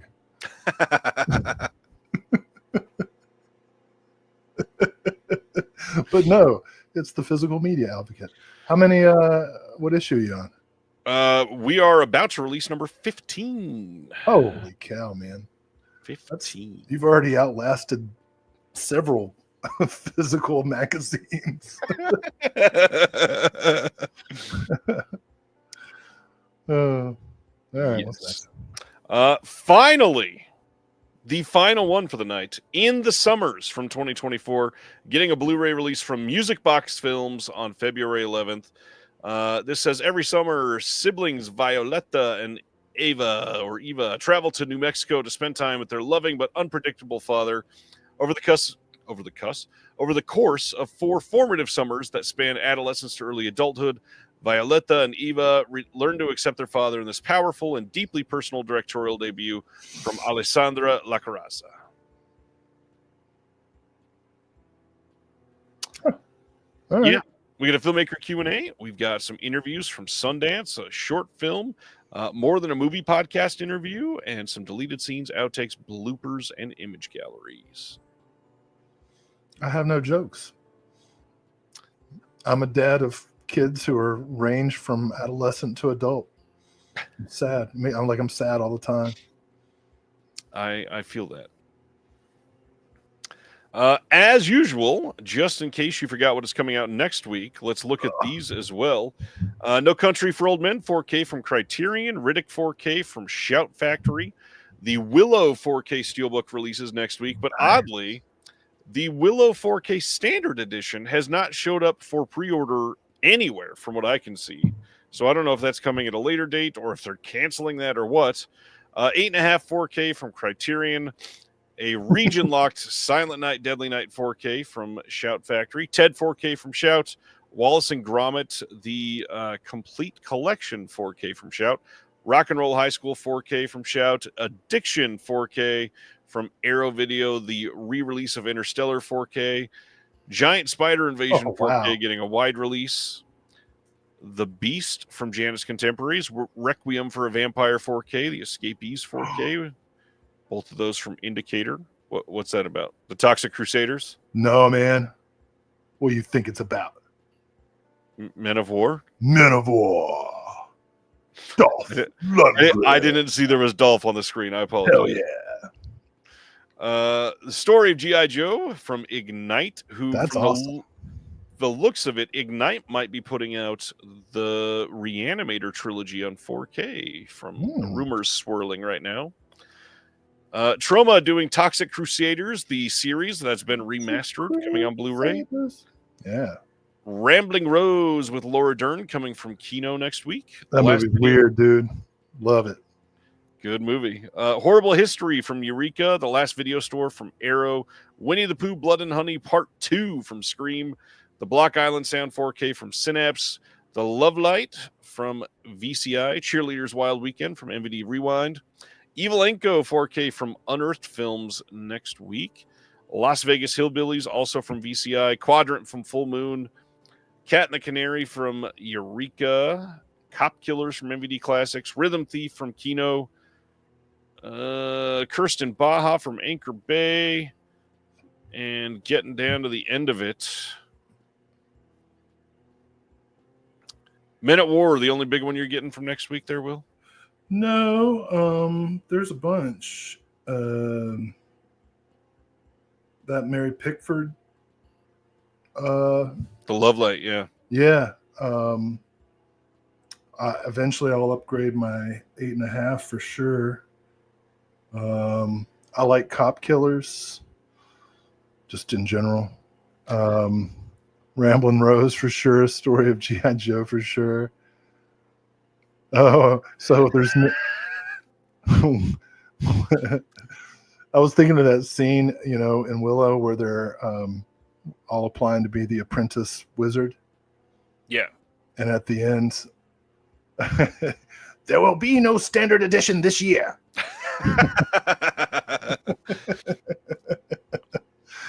Yeah. Oh, Rock and Roll High School 4K. I already got the pre-order in for the Addiction 4K. So, yeah. Yeah, I'm stoked on the Addiction 4K, and then definitely No Country. Favorite Abel Ferrara movie, as I've said before. And speaking of that, The Addiction was written about in issue 14 of the Physical Media. Go check it out. And Crit is in it as well, who is here in the chat. What's going on, Crit? Nice. And that's what we got. Will, you want to talk about some holiday movies? Well, now I have to say, all of my holiday movies are Christmas themed, and that is not to be exclusionary. It's just that my particular background is Christmas. Grew up in the mountains, grew up with a lot of snow, and we celebrate Christmas, such as it is, in my churchless heathen family. Um, so there are several Christmas themed movies that I grew up really liking, and others that I've come to as an adult that I appreciate quite a bit. Nice. How about you? I don't have a ton of traditions with holiday movies. I've started one where every Christmas I'm showing my kids again and again and again the Muppets Christmas Carol, just because I want that to be the one they remember for this. I try to watch some new ones every year that I never saw. There's still a lot that I've never seen that are like the canon titles for this sort of thing. But I mean, I gotta be honest. I don't love a lot of them. Does Canon have any Christmas movies? Canon. Oh, Christmas they probably movies. do. They probably do. Yeah, I don't know. It's a weird thing because I don't love like the forced schmaltz of a lot of it. I'd rather watch almost any other movie compared to that. So I don't do any schmaltz. Good. Now I have to admit I've never seen any of the Hallmark Christmas movies, although I do want to start now that I know that Fred Olin Ray almost does a lot of them. directs Christmas movies for Hallmark. I think that's great. But the ones I grew up with, I mean, do you have any? I bet some of them we probably have in common. Yeah, I mean, we would watch the Grinch, the animated Grinch, the classic, of course.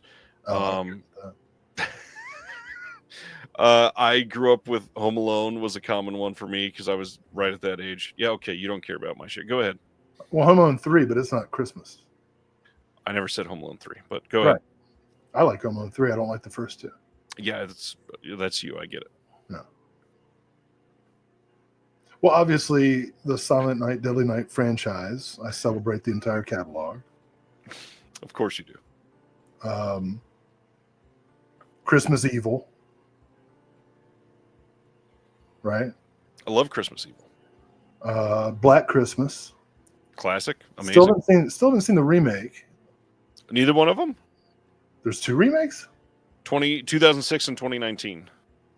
Okay. Well, I will. I mean, the originals. They are none of them are like each other at all. Yeah, I don't really compare. I mean, obviously the original Black Christmas is amazing. Ronnie is asking, how can I not like Home Alone? It's not that I don't like Home Alone. It's that I like Home Alone 3 so much more than the first two Home Alones that it's hard for me to watch any Home Alone without being like, I'd rather watch Home Alone 3. The villains, the scenarios, the traps,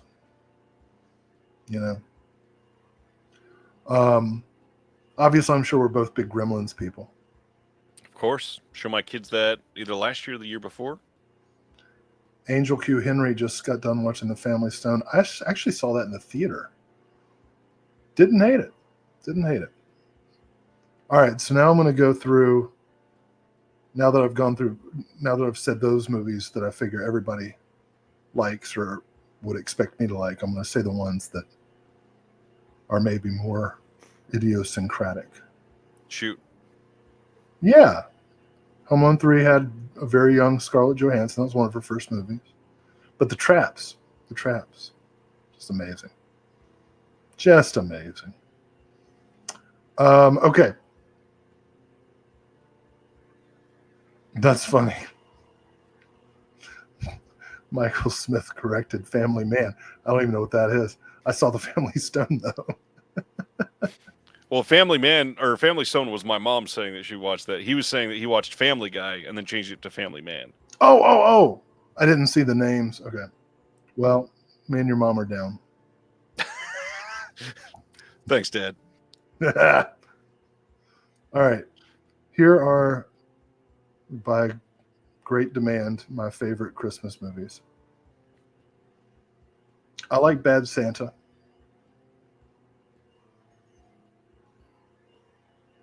Okay. The movie doesn't really work overall, but I like it. I like it when he yells at kids. Who doesn't? Yeah.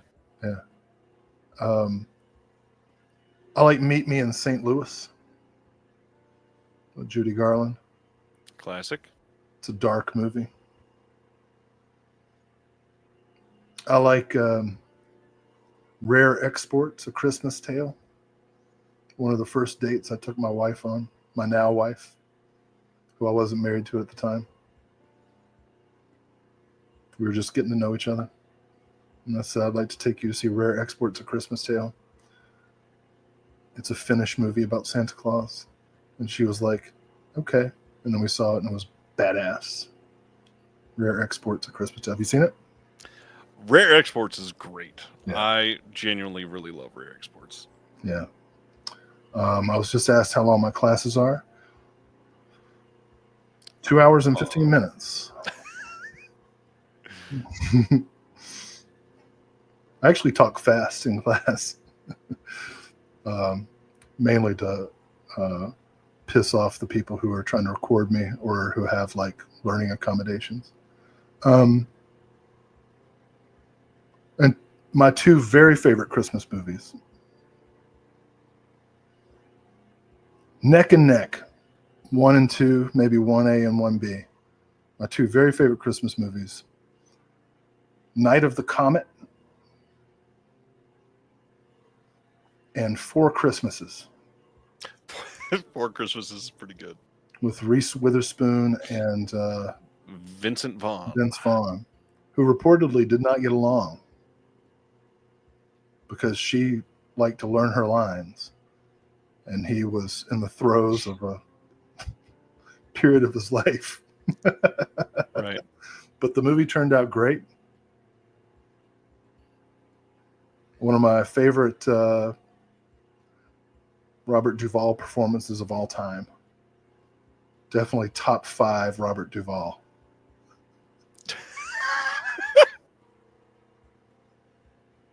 I love that you doubted your existence the moment you said that. My second favorite John Voight movie. What's number 1? Deliverance, dude. Okay. I was waiting to hear like National Treasure. No, I've never seen that one. So those are my Christmas movies. I mean, there are others, but those are my favorites. Not bad picks. Not bad picks. And you have the Muppet? That's the main one that I'm leaning on now because every year I'm trying to watch new stuff that I missed. Well, I guess what's that movie? The Passions of Carol that'll be a new favorite. Oh man, I mean, a lot of the classics I don't like that much. Like, I'm not a fan of Scrooged. I've never been a big Bill Murray person, so that one never hit. I don't like Scrooged either. I don't know why. It just doesn't feel good. I said that to one of my colleagues, and she was like upset. She's like, "How can you not like Scrooged?" And I was like, "Same way I can not like you." Like, gatekeeping bad person. No, I like her just fine. I don't know anymore. God, what else? I like a lot of animation. I know that you're not as big into animation as I am, but a lot of those I still watch. Like what? Like Mickey's Christmas Carol. That's cute. And I like the Muppet Christmas Carol. Muppets is an animation. More like the Grinch. I like the Grinch. Classic Grinch. The Peanuts Christmas special they did. There is one or two others that we've done. You know which one is surprisingly good? Did you watch that? Justice League Christmas. I think it was called Klaus that came out just a couple years ago, animated on Netflix. It was really well made.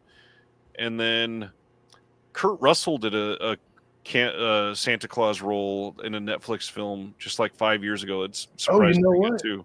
Me and my wife ate a bunch of mushrooms and watched that.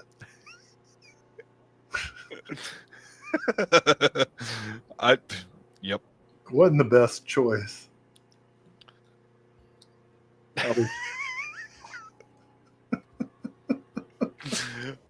I don't remember. Probably I think should it have was just watched nothing and listened to music instead, but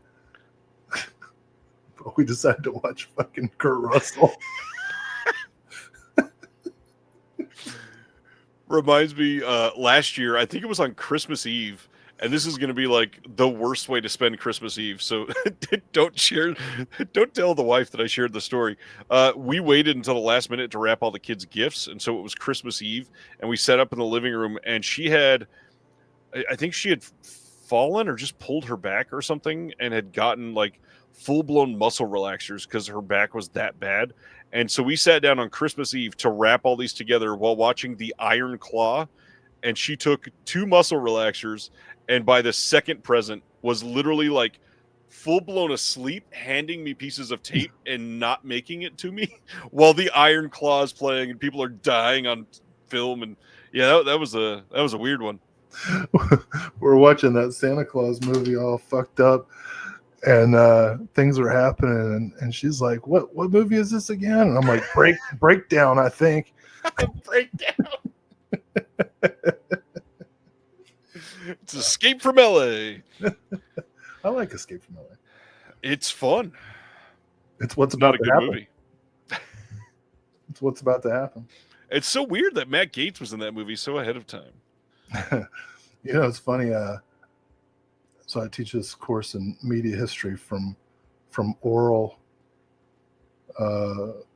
communication to digital media, you know.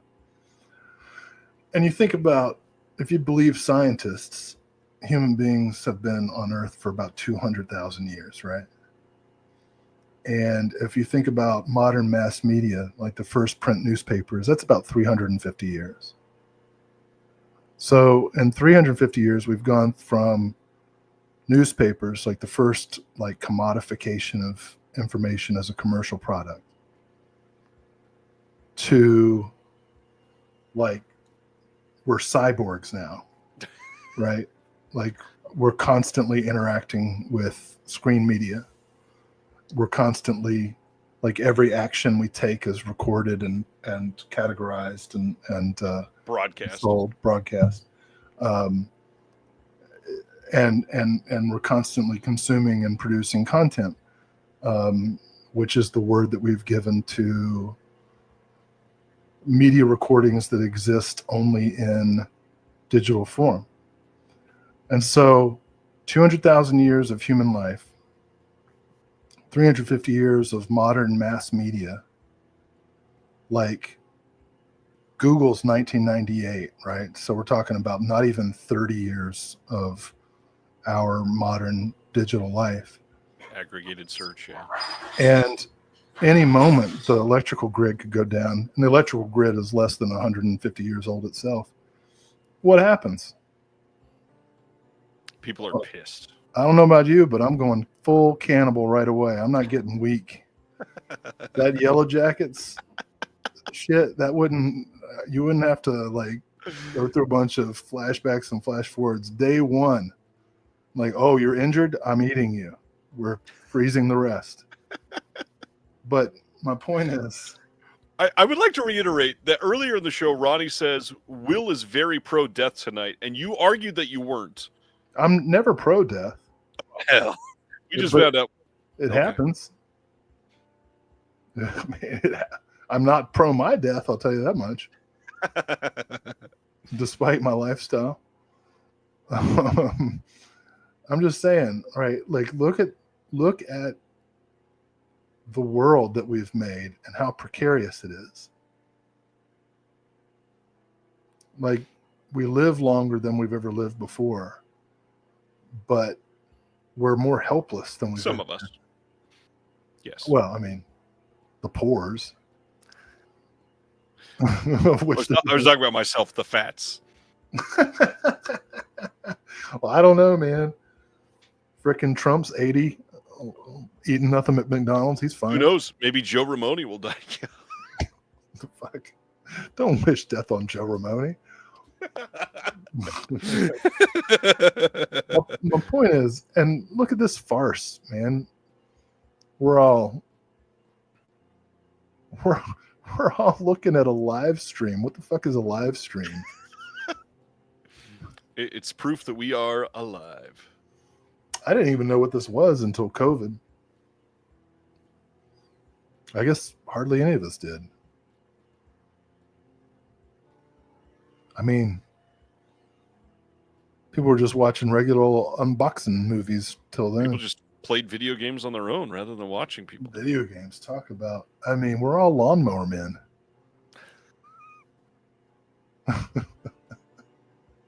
Talk about the Matrix. This shit's voluntary. I don't know. Film is the ultimate art because it synthesizes all the other arts, but it's also the most precarious one because it's the only art that depends upon electricity. Sure does. The grid goes down, all the theater kids will be fine. It's the film nerds that are gonna be fucked up. You know, Quentin Tarantino is like, no, there is no Quentin Tarantino. There's Billy Shakespeare.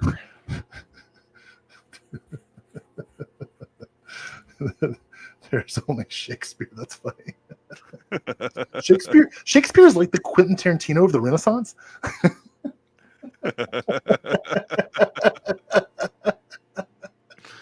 Will, it has been a wild night. We're all gonna die.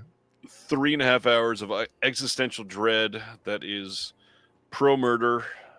I'm not pro-murder. That's not what I heard. Some things just have to be done. You know, some mysteries run deep. I don't think. On that note, that was perfect. Can't wait to do this again with you next month in a brand new year. We will be in 2025 next time you are here. One more thing to talk about tonight. I got one more thing too. Okay, well, take your one thing. Well, if you haven't gotten enough of listening to Ryan and me talk, you can listen to Ryan and me talk with Chris Statue, who just emailed us about Bride of Chucky on the Culture Cast. And if you are a real gluten for punishment, you can listen to just me talking with Chris Statue about The Craft. If you want to know what I think about feminism, both up on the Culture Cast, weirdingwaymedia.com. And another one with Will premiering in the next couple weeks, actually. Can I say what it's about? Yeah. Miracle on 34th Street.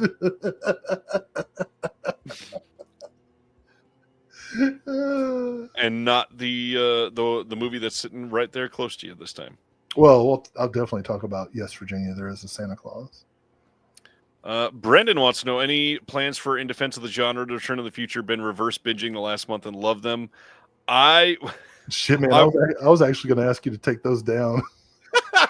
I'm on a job search. These live streams are bad enough. I do not have plans to bring back In the Defense of the Genre soon because we've gotten too busy since we were doing those. They were a blast, and I would like to do more of them, but we'll see. Those took quite a bit of work and planning. Not for me. That's true, and you still won every single episode. So it's just because I'm mean. It's true. Yeah. People love your. Anyways, I talked to Laurent recently, and he was like, "Oh, nice." We should team up. We can be like twins." You know that movie, Twins? Yes, I know the movie with Arnold Schwarzenegger and Danny DeVito. I was going to say speaking of, but it means nothing. One last thing. We've not said this publicly that it was happening. Shelf Shock Rewind Awards Volume 3, of course, is about to happen. You'll be able to vote throughout the entire month of January.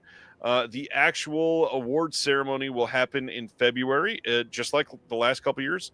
It will be the week after the Super Bowl. So this year you can set your clocks. It will be on February 16th at 8 p.m. Eastern. Or no, sorry, I think it might be 7 p.m. Eastern that we did it last year. So we're probably going to do the same time. It's going to be incredible. We're going to be announcing the new co-host here in the next couple weeks.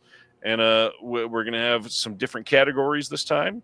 Already got some stuff planned that people are going to love. Cannot wait to share. These last couple years doing this has been really, really important, really incredible. The label's actually respecting it, and cannot wait to see what people vote for this year. Shelf Shock. Shelf Shock Rewind Awards 2024 happening in February. Any last words, William? That's ominous. It is. Okay, his last words were, that's ominous. Thank you all for watching. Have a good week. Be safe, and hope you have a good rest of your time tonight. I know it's late. Make good choices. We all love you. See you later. You missed. Thank you for watching The Disconnected. On the way out, make sure that you are subscribed to the channel, that you've liked the video, and that you've copied the link to be able to share with someone else that may appreciate this.